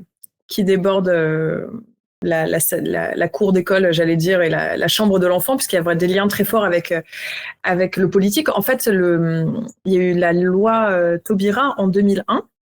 Donc la loi Taubira, elle a fait plusieurs choses. Elle institue l'esclavage en crime contre l'humanité, et elle rend son enseignement obligatoire. En fait, avant la loi Taubira, il y a un silence qu'une chercheuse qualifie d'ailleurs de silence assourdissant sur la thématique de l'esclavage dans les albums pour enfants et pour adolescents.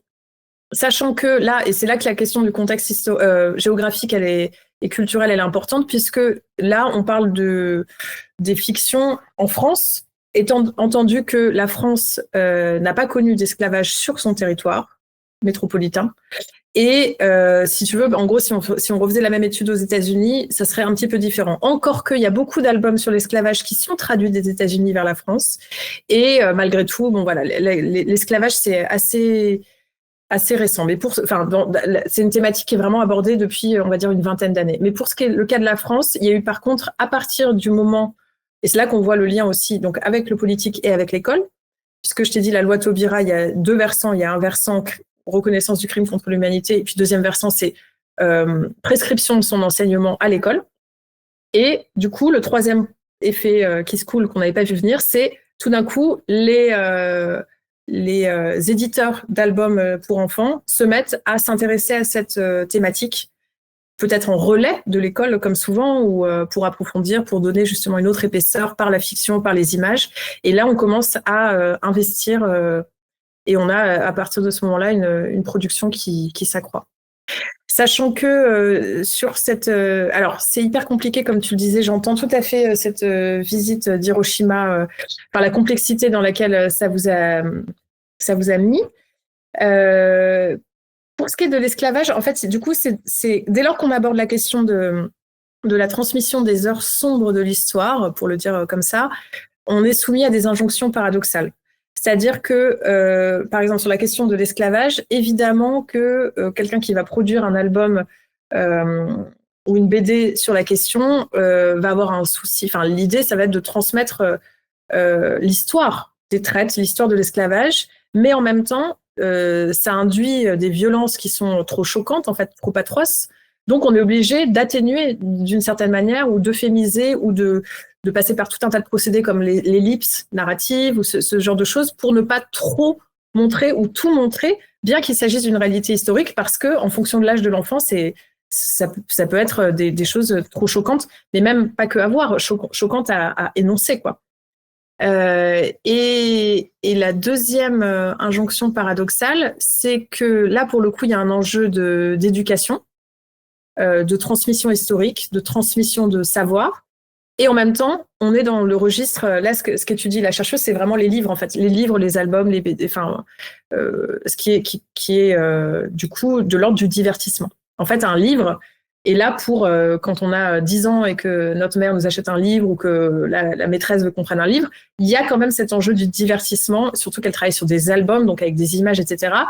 Donc, il faut divertir et éduquer, et en même temps, divertir, on entend bien que même ce mot est absolument inapproprié. C'est-à-dire qu'il est presque antagoniste de la notion même, enfin de la thématique même. C'est-à-dire comment divertir sur une thématique atroce. Donc du coup, c'est vraiment toute une étude de comment jouer avec ces complexités en tant qu'auteur et comment est-ce qu'ils sont, comment finalement quelle stratégie narrative, pour quelle stratégie narrative opte-t-il, comment est-ce qu'on fait pour voilà, détourner, simplifier, ne pas édulcorer, protéger les enfants mais montrer quand même. Voilà, d'autant que, et après je te laisserai la parole parce que je suis très bavarde sur la question, depuis depuis 1950, j'ai plus la date exacte, ou 49, les productions de librairies à destination des enfants sont placées sous tutelle d'une loi qui dit qu'il ne faut pas qu'il faut pas en gros désespérer les enfants par les représentations, qu'il faut pas trop les choquer en fait. Faut pas affecter leur sensibilité. Ah oui, je sais pas. Je peux te retrouver là pour le coup, je dois la voir. C'est la loi, je crois que c'est la loi du 16 juillet 49 et qui est encore en vigueur et en fait qui vise à cadrer en fait le travail des éditeurs pour qu'ils puissent tout simplement. Enfin, c'est une forme de censure en quelque sorte, mais dans le sens de protection des enfants de manière à ce qu'ils ne puissent ne pas. Je sais pas, ne pas produire des choses qui pourraient les choquer. C'est tout ce qui encadre aussi les choix de publication, mais en fait, c'est un peu les mêmes processus quand on se retrouve avec des films interdits aux moins de 12 ans ou interdits aux moins de 16 ans, etc. C'est la même chose, c'est toute cette idée d'encadrer pour ne pas choquer les sensibilités en fonction des âges, quoi, mais appliqué à l'édition. Et du coup, est-ce que, d'une certaine manière, tu peux retrouver dans tous ces ouvrages les mêmes volontés qu'il y a à l'école? C'est-à-dire que tout à l'heure, tu nous disais, au 19e siècle, il y avait des productions qui reflétaient ce qui se faisait à l'école, c'est-à-dire quand même un élan de construction d'identité dans une vue d'exaltation un peu nationaliste et puis en même temps de définir le rôle un peu des hommes et des femmes et de tout ça. Et là, on tombe dans la même chose, c'est-à-dire que finalement, ce qu'on va essayer de faire passer à travers ces récits autour de l'esclavage, c'est quand même plus qu'une sensibilisation, une intention morale aussi de dénoncer ça en disant ça c'est pas normal et dans notre société contemporaine ça ne peut pas être acceptable. Alors oui, et d'ailleurs je dis oui. C'est pas si simple que ça. Enfin, c'est pas noir ou blanc. Plutôt, c'est ça que je veux dire. Mais dans le sens où il y a plein. Par exemple, il y a quand on dit un album qui parle de l'esclavage. Là, elle en a étudié. Je me souviens plus combien elle en a étudié. 324.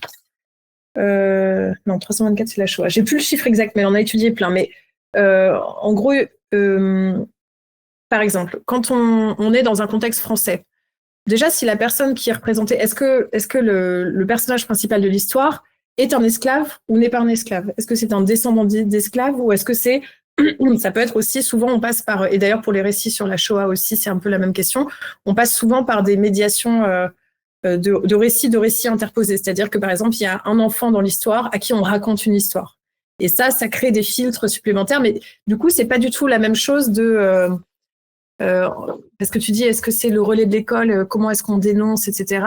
Oui, mais par exemple, je sais pas comment s'en saisissent. Il faudrait faire une étude, par exemple, pour savoir comment s'en saisissent précisément, justement, les instituteurs ou les profs plutôt au collège, parce que je me dis que ouais, c'est pas la même chose. On n'a pas les mêmes visées, on va dire, narratives et même énonciatives quand on fait parler, par exemple, un esclave ou un enfant d'esclave ou, encore une fois, un blanc à qui on raconte cette histoire-là. En gros, c'est un peu les différentes... Et d'où part la narration et jusqu'où elle va, en fait, ça n'a l'air de rien, mais sur une même thématique qui est l'esclavage et même, admettons, même un même point historique particulier lié à la question de l'esclavage, mais en fait, ça peut mener vers des univers et des modalités historiques qui vont être très différentes dans la transmission qu'on en fait pour les enfants. Et pour la Shoah, qui est le chapitre suivant, c'est un peu la même chose dans le sens où, alors oui, là pour le coup, c'était un peu après, il y a eu tout d'un coup une explosion de la littérature jeunesse qui s'emparait de la question de la Seconde Guerre mondiale et en particulier de la Shoah. Depuis les années 2000, une très forte demande. Mais encore une fois, à l'intérieur de cette production qui est énorme, donc c'est là qu'il y en a 324, il faut que je retrouve le chiffre pour l'esclavage, on a des modalités très différentes. Par exemple, et ça me fait penser à ton histoire de visiter Hiroshima, c'est pas la même chose. Déjà, est-ce qu'on rentre dans le camp de concentration ou est-ce qu'on rentre pas dans le camp Est-ce que l'enfant, c'est pas la même chose de lire le mot étoile jaune et de lire le mot chambre à gaz. Tu vois, il y a des degrés dans l'horreur, il y a des degrés dans ce qu'on montre, ce qu'on ne montre pas. Et donc, du coup, oui, il y a toujours cette visée de transmission historique, et pour le cas de l'esclavage ou pour le cas de la Shoah, de montrer les horreurs de l'histoire pour qu'elles ne se reproduisent pas, en complément de l'enseignement historique. Mais après, je dirais que les modalités peuvent être... ouais, c'est vraiment cette idée de qu'est-ce qu'on montre et qu'est-ce qu'on montre pas, quoi. Et alors, pour le cas de la Shoah, ce qui est encore plus complexe, ce qui est très complexe, c'est que la littérature pour enfants, elle est extrêmement codifiée. Et ce qui fait rentrer d'ailleurs les enfants dans le plaisir de la fiction littéraire en particulier, c'est ce plaisir de la réitération. Vous avez peut-être vu que vos enfants, après quand ils grandissent, ça se calme un peu, mais bon, encore que, ils ont ce plaisir qu'on leur raconte la même histoire. Et donc c'est ou raconter la même histoire, ou alors plus tard en grandissant, le fait que les histoires soient construites sous le même schème narratif. Vraiment, les cadres sont les mêmes, et donc il y a le plaisir de la reconnaissance et de l'attente, de reconnaître quelque chose qu'on sait déjà qui va arriver, la péripétie, la fin heureuse, ceci, cela, voilà, selon le type d'histoire. Et alors, il y a une convention dans la littérature jeunesse qui est quand même un peu embêtante quand on travaille sur ces questions, c'est la convention du happy ending. Parce que c'est quand même très rare que, justement, on inflige aux enfants une fin d'histoire où, à la fin d'histoire... Et il est mort sur le bateau. Voilà, à la fin d'histoire, ouais. Tout le monde est mort et l'histoire s'arrête. Ah, non, ça c'est dans les conventions des attendus de la littérature jeunesse, ça n'existe pas. D'où la problématique, c'est que c'est une structure familière attendue, presque nécessaire pour certains enfants, et en même temps, si on est, du coup, ça pose plein de questions, parce que si on est si on parle de la Shoah, si c'est quelqu'un qui témoigne, et si on fait que des albums avec des gens qui témoignent, bah dans ce cas-là, on a une sorte de biais du survivant qui apparaît, qui fait que on va avoir le sentiment que les gens ont plus survécu, pour le dire simplement, qu'ils n'ont survécu réellement. Et enfin voilà. Et au-delà de ça, c'est comment du coup on arrive à construire une transmission dans des récits qui se finissent sur le happy end dans une thématique qui, par définition, est quand même extrêmement complexe à finir sur cette tonalité-là. Et alors, je vois que dans le chat, ça réagit un petit peu de se dire effectivement qu'est-ce qu'on peut dire, à quel moment, etc. Ces questions-là, je pense qu'elles sont d'autant plus compliquées quand on va produire un contenu qui s'adresse à une masse. C'est-à-dire qu'on peut pas faire du cas par cas.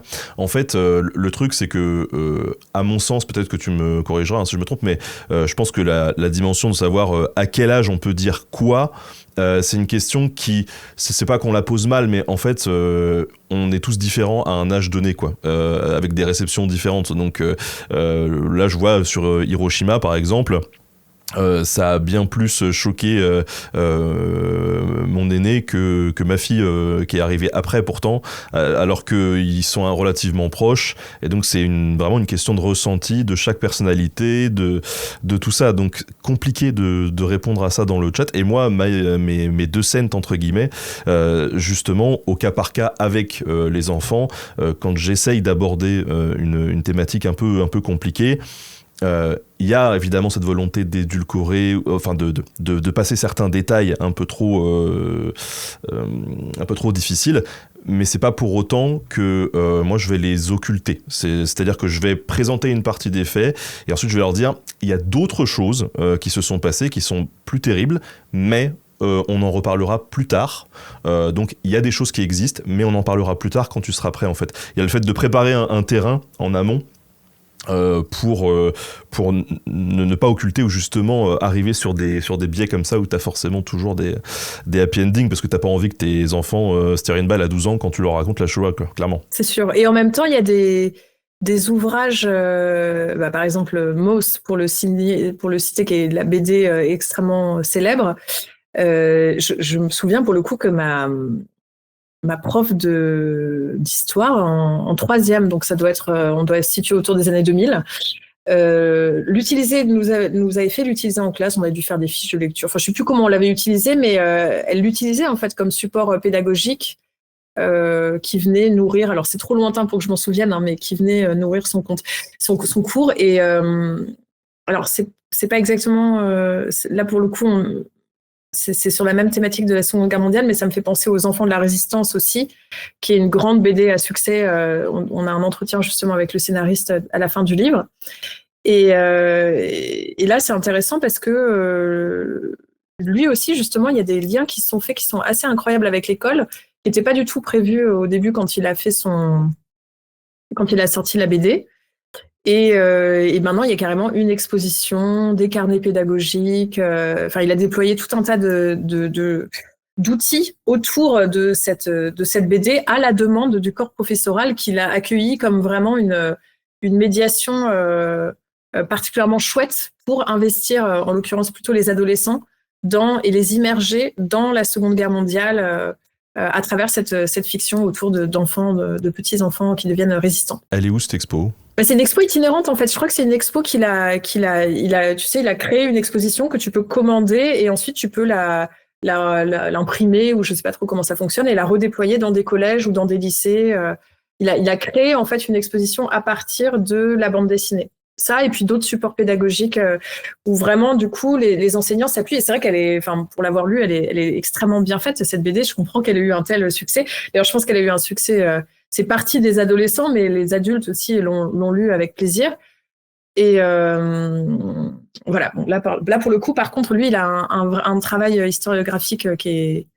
Enfin voilà, il est scénariste de bande dessinée, mais lui, dans son entretien et dans son travail, il insiste beaucoup sur le fait qu'il s'est appuyé sur un travail historiographique certain, etc., pour cadrer tout à fait au maximum son discours, bien que ça soit une fiction. On parle d'expo, on parle de résistance, de Shoah. Justement, on a un musée sur lequel d'ailleurs on a fait une vidéo aussi sur Nota Bene. On a bossé un peu avec tout le monde. C'est le CHRD, le Centre d'histoire de la résistance et de la déportation, qui est à Lyon.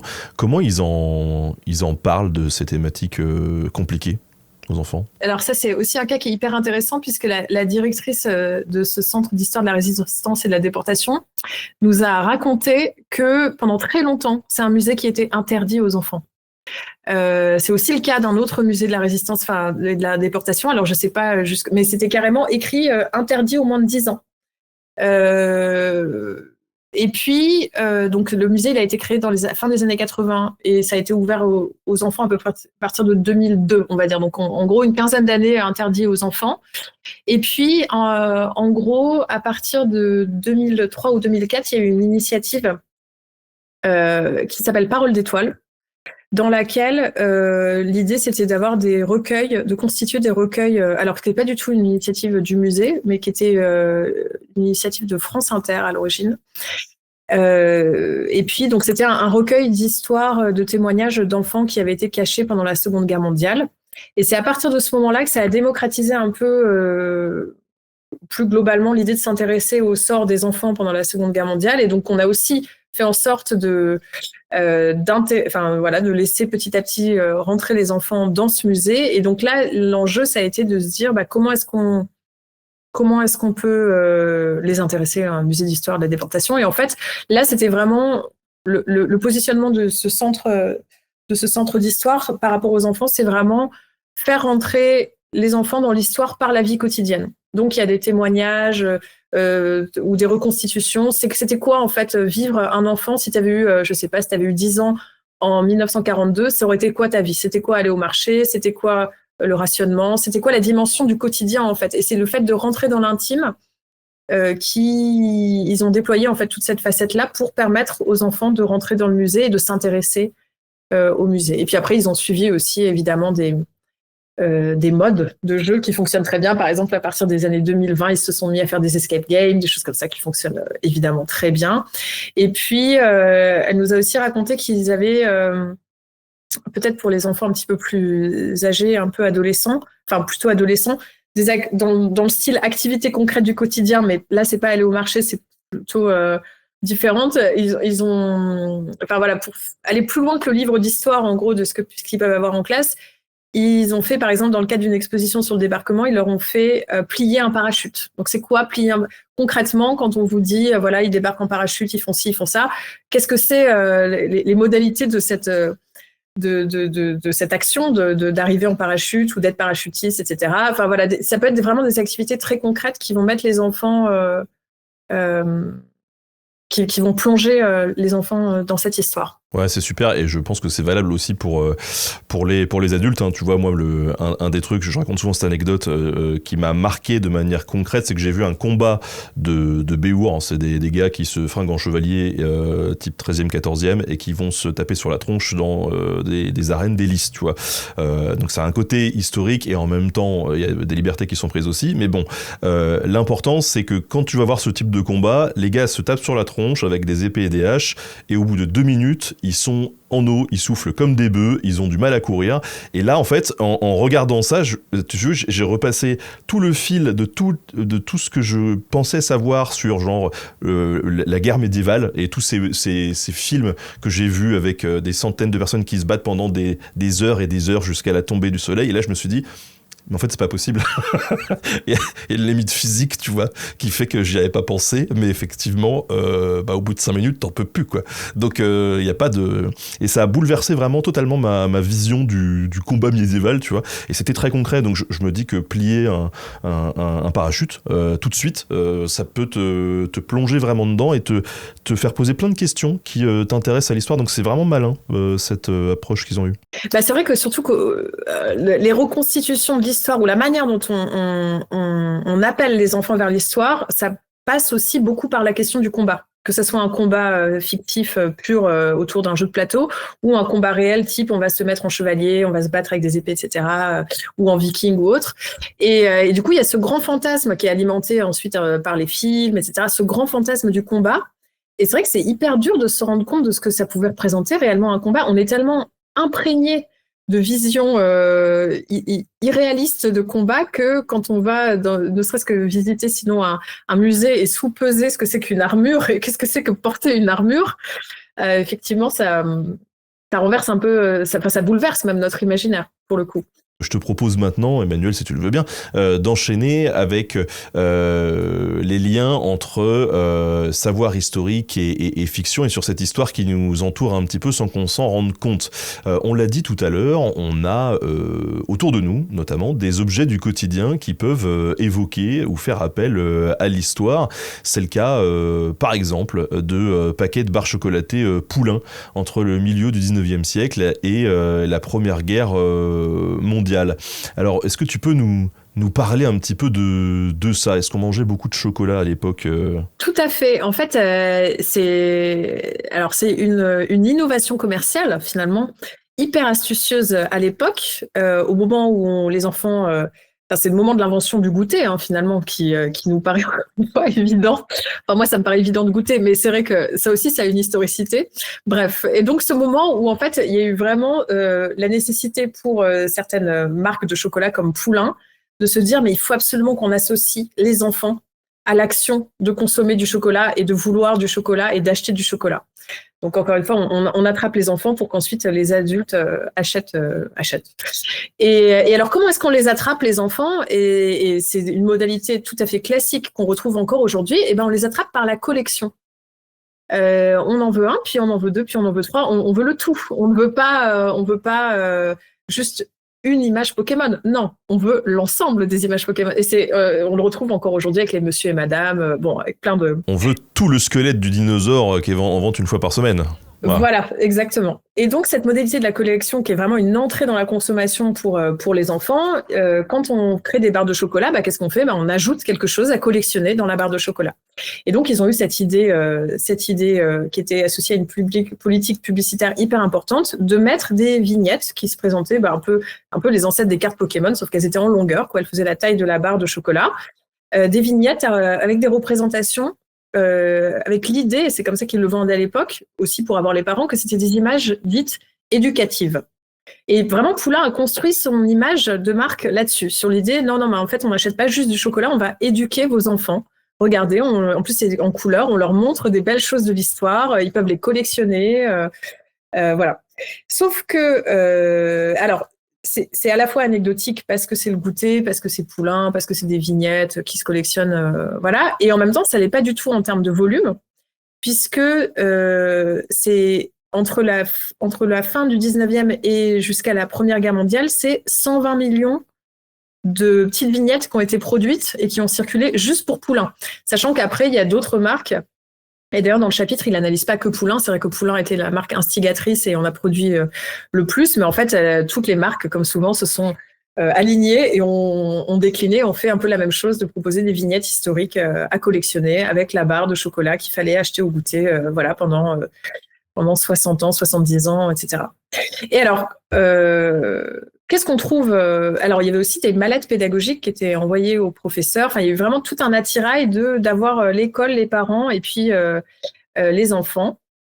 Des mallettes pédagogiques, ouais, par Poulain, aux professeurs pour les aider à faire, deux points, ouvrez les guillemets, des leçons de choses aux enfants. Enfin, voilà. Mais d'ailleurs, bon, on s'en amuse, mais en vérité, si on regarde aujourd'hui certains...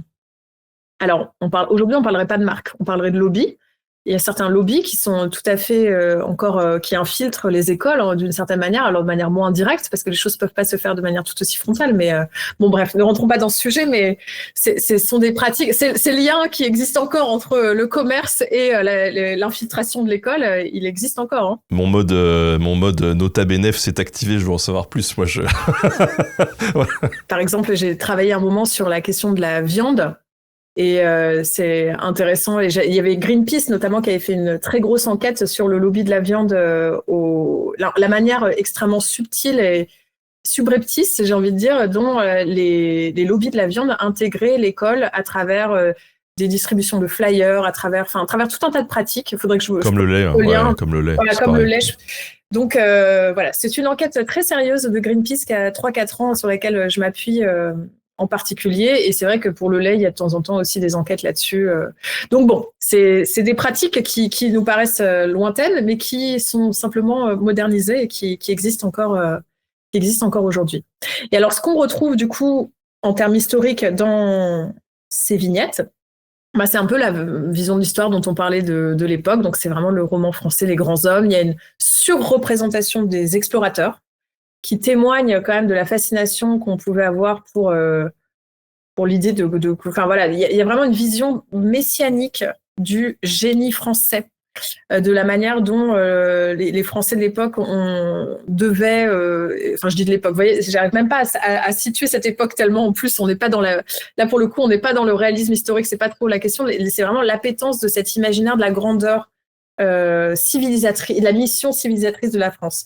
Il y a vraiment beaucoup de vignettes qui sont, peut-être je pourrais donner des liens pour montrer. Il y a notamment un site internet qui recense plein de vignettes Poulain qui vous permettra d'y avoir accès. dans lequel on voit vraiment la mise en majesté en fait de tous les grands explorateurs. Alors il y a aussi des représentations complètement décomplexées. Par exemple, là j'ai ouvert au hasard, j'ai sous les yeux une vignette dans laquelle on voit un homme blanc qu'on ne peut pas identifier. Donc là c'est Chocolat Maté, c'est pas Poulain, qui tire les cheveux de 3 personnes qu'on suppose noires. Il y a écrit en dessous « conduit au poste ». Voilà, il leur tire les cheveux très fort, etc. Et donc, bon, voilà, on s'amusait du coup à collectionner des vignettes qui représentaient des violences coloniales de l'époque.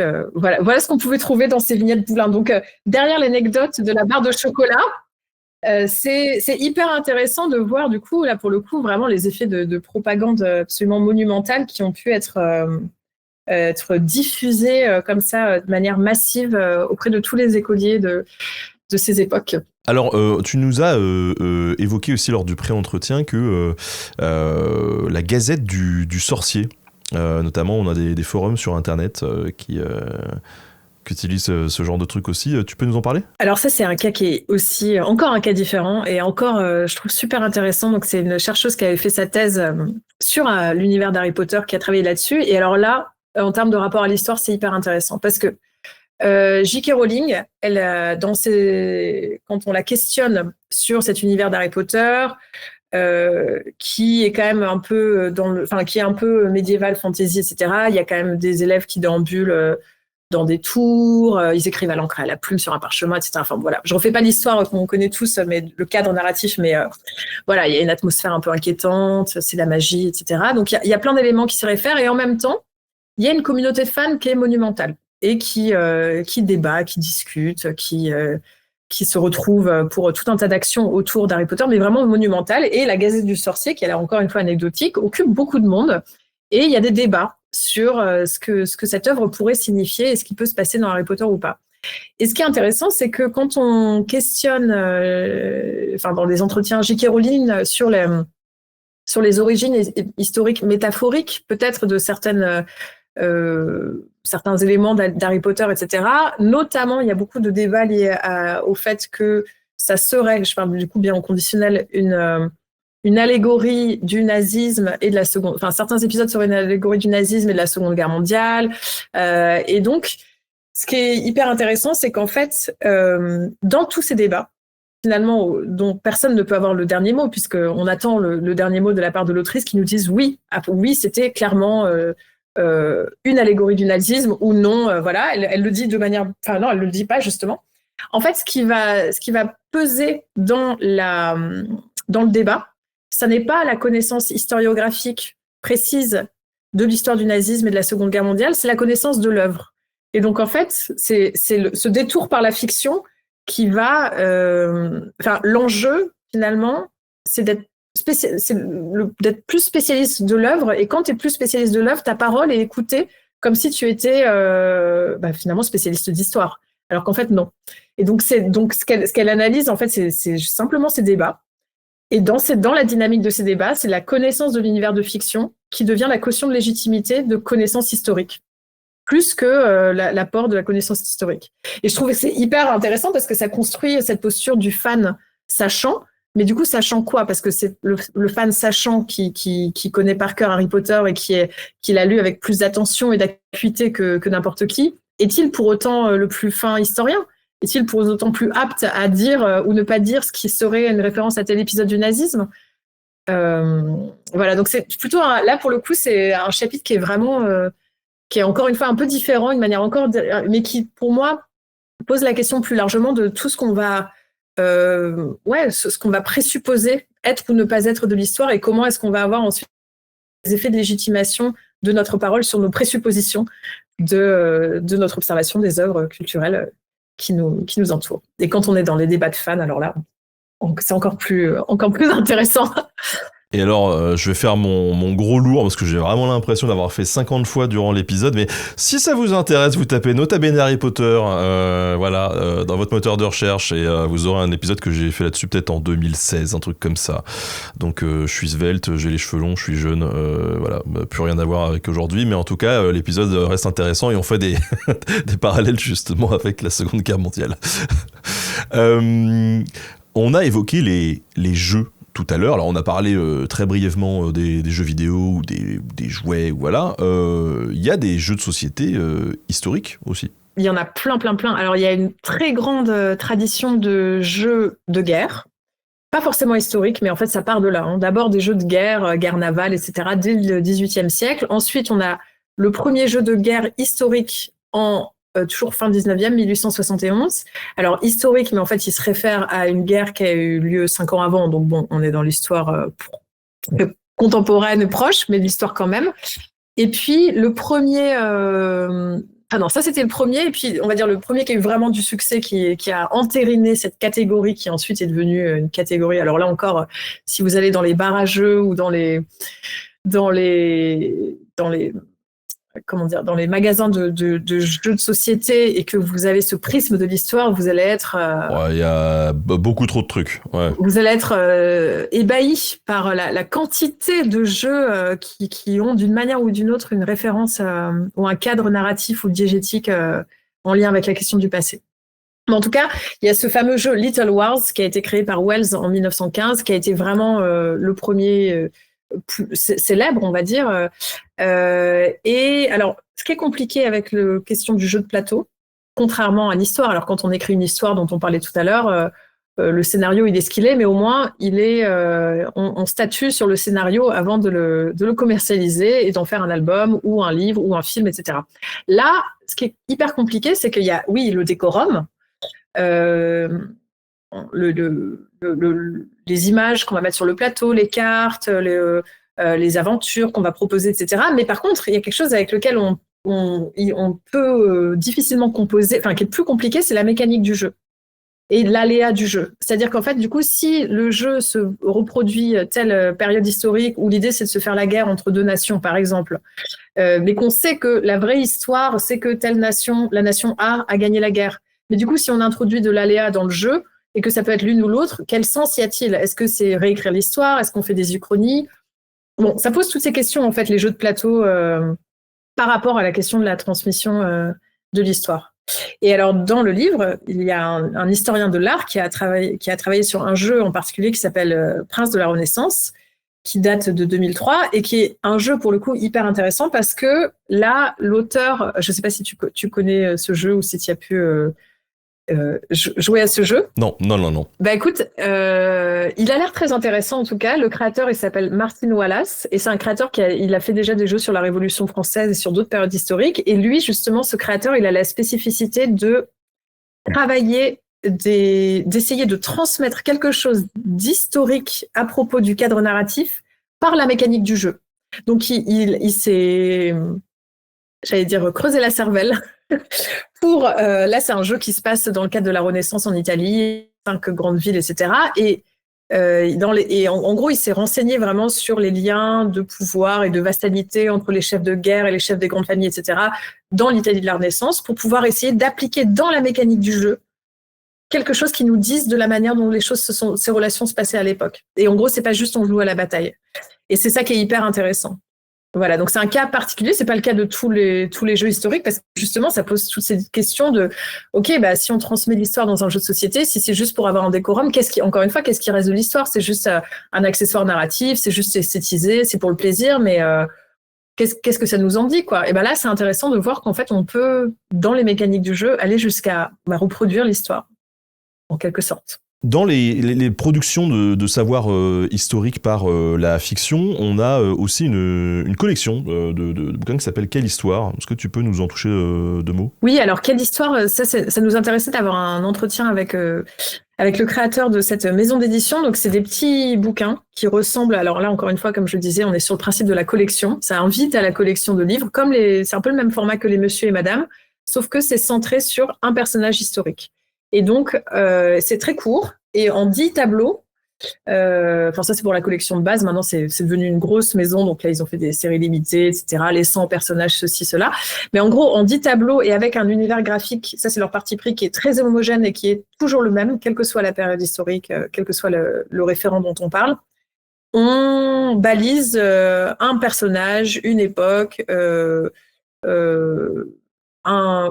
généralement un personnage ou une époque. Et alors, eux, justement, là, pour le coup, on est dans l'édition qui veut être de la vulgarisation, pédagogie, etc. Mais ils travaillent évidemment, ils travaillent uniquement avec des auteurs qui ont une formation historique.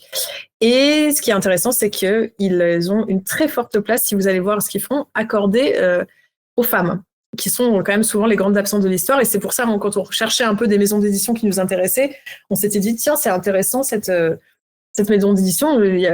Pourquoi c'est presque, on n'a tellement pas l'habitude, on commence à s'y habituer un petit peu, mais c'est vrai que c'est bizarre, on cherche collection de grands personnages historiques. Ah bah oui, on a tellement été conditionnés que grands personnages historiques, hop, on clique, on va sur le site et là on voit que des femmes, on se dit mais qu'est-ce que c'est que cette maison d'édition? Donc voilà, c'est pas du tout, je suis pas du tout en train de faire de la promotion, hein, c'est vraiment là pour le coup ce qu'on retrouve dans l'entretien d'ailleurs, c'est ce qui nous intéresse, c'est les mécaniques en fait les mécaniques éditoriales en fait de cette maison d'édition qui pour le coup, je pense, ont pris le parti pris eux de bien écouter les débats des historiens de l'historiographie actuelle et de proposer des choses qui soient plus en lien avec la manière dont on enseigne l'histoire aujourd'hui, on va dire. Alors, il y a un truc dont on n'a pas parlé, même dans le fil de l'entretien, mais c'est la production aussi pour les gamins. Alors, on l'a évoqué en off juste avant de prendre l'antenne, mais je te disais que moi, par exemple, j'ai tenté de faire une émission pour les gamins en 2015 sur YouTube à travers un format, et en fait, je pense que j'étais pas assez expérimenté à l'époque, donc avec le recul, je trouve ça assez mauvais. Mais est-ce que tu trouves qu'il y a des productions, là aussi, un espace qui peut être investi, que ce soit sur YouTube par exemple, sur l'histoire, ou même ailleurs, que ce soit à la radio ou en podcast, parce que moi je pense, tu vois, mon petit dernier il a 6 ans et ça fait déjà 2-3 ans que je l'ai mis sur les Odyssées de France Inter et c'est un truc formidable parce que tu vois, il a eu des phases où il a été passionné par le Titanic et il connaissait par cœur tout le truc et ça a ouvert quand même. Donc tu penses que c'est suffisamment investi ces champs-là aussi ? Suffisamment, je sais pas. Moi, je dirais que c'est jamais suffisamment au sens où, en fait, on peut toujours trouver des nouvelles manières de raconter des nouveaux sujets. C'est là, tu touches à la question de la connaissance et du savoir. Donc, c'est un champ de jeu, j'allais dire, qui est illimité. Donc, moi, j'ai envie d'inviter tout le monde à produire encore ce type de podcasts ou autres qui peuvent donner envie aux enfants de se plonger dans l'histoire ou de se plonger là-dedans. Mais en fait, moi, ce qui m'interroge par rapport à ces questions-là, c'est plutôt des questions de classe sociale, de transmission du savoir. C'est-à-dire que, tu vois, par exemple, moi, évidemment, chercheuse, je connais cette émission de France Inter, évidemment, mon fils de 6 ans aussi écoute des podcasts, etc. Parce que, tu vois, tu parles de YouTube, mais ne serait-ce que la question des écrans, elle est délicate, cette question des écrans quand on est parent, et il y a ces histoires de frontières, à quel âge, quel temps d'écran, etc. Donc, il y a à la fois des productions magnifiques sur YouTube, mais oui, attention, pas avant tel âge, parce qu'il y a déjà eu trop d'écrans, et puis il y a l'enjeu des téléphones portables qui arrivent plus tard à l'adolescence. Bon, bref, et donc du coup, pour moi, la question, ce serait pas tant de produire plus, même si je suis toujours encline à me dire on peut toujours réinventer des super choses à médiatiser sur l'histoire pour les enfants, mais c'est plutôt comment faire en sorte qu'il y ait plus d'enfants qui y aient accès. Et là, à part le relais de l'école, j'ai pas d'autres. Enfin, je suis pas du tout en plus une pro de la question, hein, mais vraiment. Mais je me dis, ce qu'il faudrait travailler, c'est l'accès. En fait, c'est l'accès à des publics pour qui ça ne va pas de soi d'aller écouter des podcasts sur France Inter, ou l'accès à des publics pour qui ça ne va pas de soi de connaître l'existence de toute cette somme de savoir amusant, gratuit, illimité. Et ça, c'est un grand, enfin c'est un grand mystère. Mais je me dis, c'est ce sur quoi il faudrait travailler, c'est peut-être plus ça. D'ailleurs, on a beaucoup parlé des enfants, on a un peu parlé des parents, mais pas tant que ça non plus, tu l'as évoqué au départ, parce que c'est eux aussi qui achètent tous ces jeux, tous ces jouets, et qui mettent à disposition des enfants. Donc les parents ont un vrai rôle aussi dans la mise à disposition de ce savoir, mais ça implique que eux-mêmes aient pu être éduqués, familiarisés avec ces dispositifs enfin tu vois que tu parles de ça, des podcasts France Inter, on peut dire la même chose des musées en fait. Oui, tout à fait. Et alors, sur ce qui est, moi, je trouve hyper intéressant quand on entend les parents, c'est que systématiquement, sur la question des jeux, revient la question de la morale, c'est-à-dire le bien, le mal, le bon, le pas bon. Donc, il y a d'un côté, et d'ailleurs sur sur les médiations de l'histoire, c'est à peu près la même chose, hein. C'est-à-dire, il y a d'un côté, en gros, le bon jeu, tout comme il y a le bon dessin animé, celui qui est pas bébête, qui rend supposément intelligent, qui cultive, etc. Et puis de l'autre, il y aurait le mauvais jeu, ou celui qui va te rendre idiot, enfin qui va rendre les enfants idiots, etc. Et ce qui est hyper intéressant, c'est que les parents, là, vraiment depuis 30 ans, investissent massivement l'éducation des enfants en relais de l'école, justement, c'est-à-dire que les pauvres enfants, ils sont à l'école, mais quand ils sont chez eux, il faut aussi qu'ils apprennent. Enfin, encore une fois, voilà. Et puis, en même temps, ce secteur qu'on appelle en anglais l'edutainment, ce mot affreux pour dire ce mot valise entre éducation et entertainment est extrêmement lucratif et ne cesse de se développer, etc. Mais voilà, les parents, ils sont prescripteurs. Enfin, et c'est eux qui achètent les jeux, qui donnent accès, qui ouvrent les voies. Mais ce que je trouve terrible, c'est que finalement, on peut autant aimer l'histoire, encore une fois, avec un Playmobil qu'avec quelque chose de beaucoup plus élaboré. Ou avec, voilà. Et il y a quand même beaucoup cette idée de morale, en fait, hein, enfin, de parti pris idéologique hyper fort. Et d'ailleurs, sur la question de YouTube, je pense que maintenant, ça va beaucoup mieux. Mais probablement, quand tu as commencé il y a, je sais pas combien d'années, il y a 10 ans, tout à l'heure, tu parlais de 2015 ou 2016, je suppose qu'à l'époque, ça devait être un peu plus difficile, dans le sens où, à l'époque, les YouTubeurs faisaient partie de la catégorie des gens pas sérieux, ou des débiles, le mauvais rapport à l'histoire. Voilà, versus un livre, non, un livre, ça c'est sérieux, ça c'est un bon rapport à l'histoire. YouTube, qu'est-ce que c'est que ces choses, c'est pas sérieux, etc. Bon, c'est un peu transposé parce que là tu t'adressais plutôt à des gens plus âgés, mais c'est toujours un peu cette morale qu'on va poser sur le bon et le mauvais rapport au savoir, quoi, en gros. Hein. Non, mais t'as raison. De toute façon, il y a eu une légitimation du média et ensuite du contenu. Et moi, c'est normal, même d'un point de vue des universitaires, au départ, quand les premiers étudiants en histoire sont allés voir leur prof en disant regarde, il y a un gars qui fait de l'histoire sur YouTube, les profs étaient en mode oula, attends, c'est qui ce mec? Il a même pas de diplôme. Est-ce que c'est bien sérieux? C'est normal et c'est plutôt sain, j'ai envie de dire, de s'interroger au départ et de se poser des questions comme ça.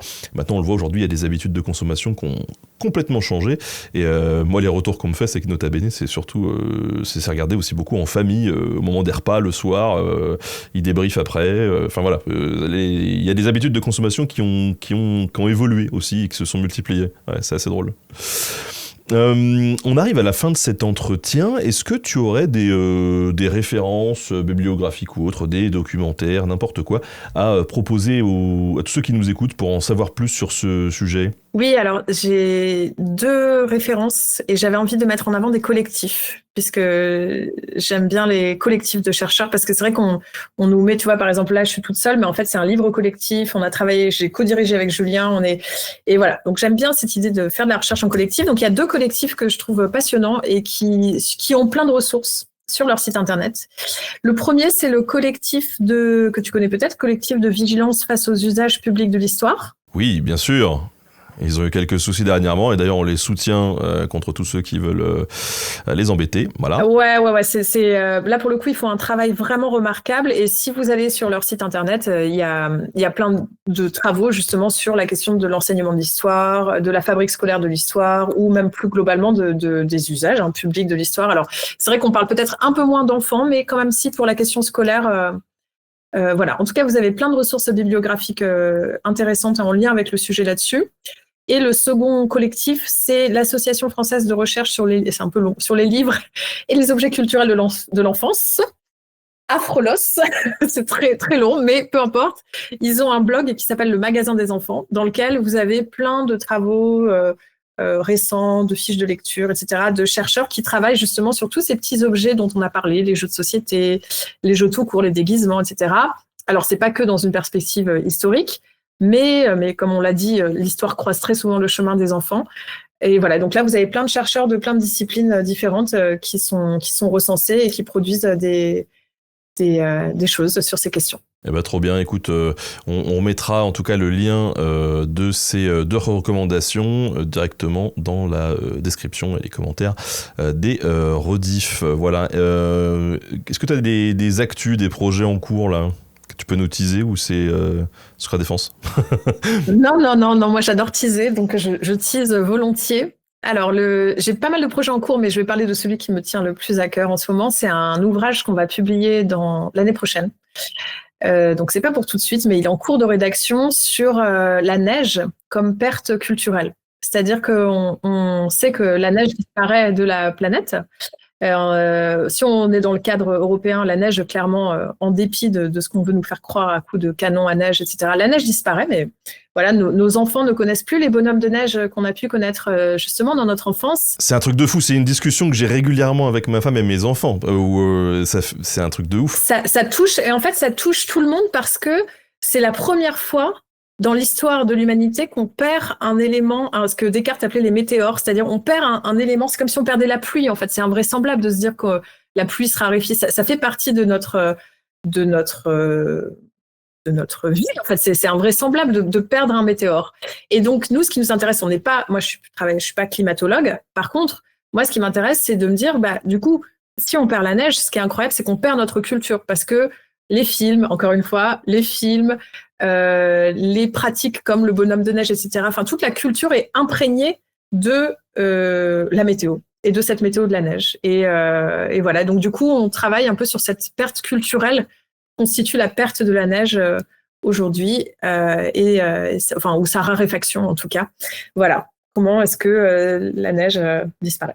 Trop bien, ça fait trop écho à... Ouais, c'est fou, tu vois. Moi, j'ai passé une partie de mon adolescence à Marseille, et même là-bas, je faisais des bonhommes de neige. Aujourd'hui, j'habite à Tours, et mes gosses, mon plus grand, tu vois, il a 12 ans, il a fait 2 bonhommes de neige asthmatiques dans sa vie, parce que ça tombe pas, quoi. Bah oui, et puis c'est une pratique rituelle. Là, pour le coup, le bonhomme de neige, justement, là, je suis dans les archives de bonhommes de neige à Paris au 19e siècle, mais c'est invraisemblable de voir des photographies de trucs de 4 mètres de haut. C'est parce qu'en fait, nous, on part déjà d'une époque où, ça c'est ce qu'on appelle l'amnésie environnementale générationnelle, c'est-à-dire que on a le sentiment que les choses se sont détériorées à partir de notre naissance, mais non, elles étaient déjà détériorées elles étaient déjà avant. pourries, ouais.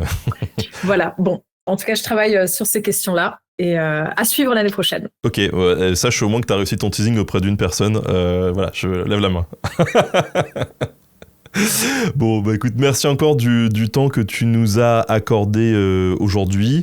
À tous ceux qui nous regardent, bien évidemment, vous aurez cette rediff en podcast sur toutes les plateformes et sur YouTube dans les semaines qui viennent. Je remercie bien évidemment, comme d'hab, Louis pour la préparation de cette émission et on se retrouve très bientôt ici ou ailleurs sur les réseaux. Nota bene, encore merci Emmanuel. Merci beaucoup. Ciao tout le monde.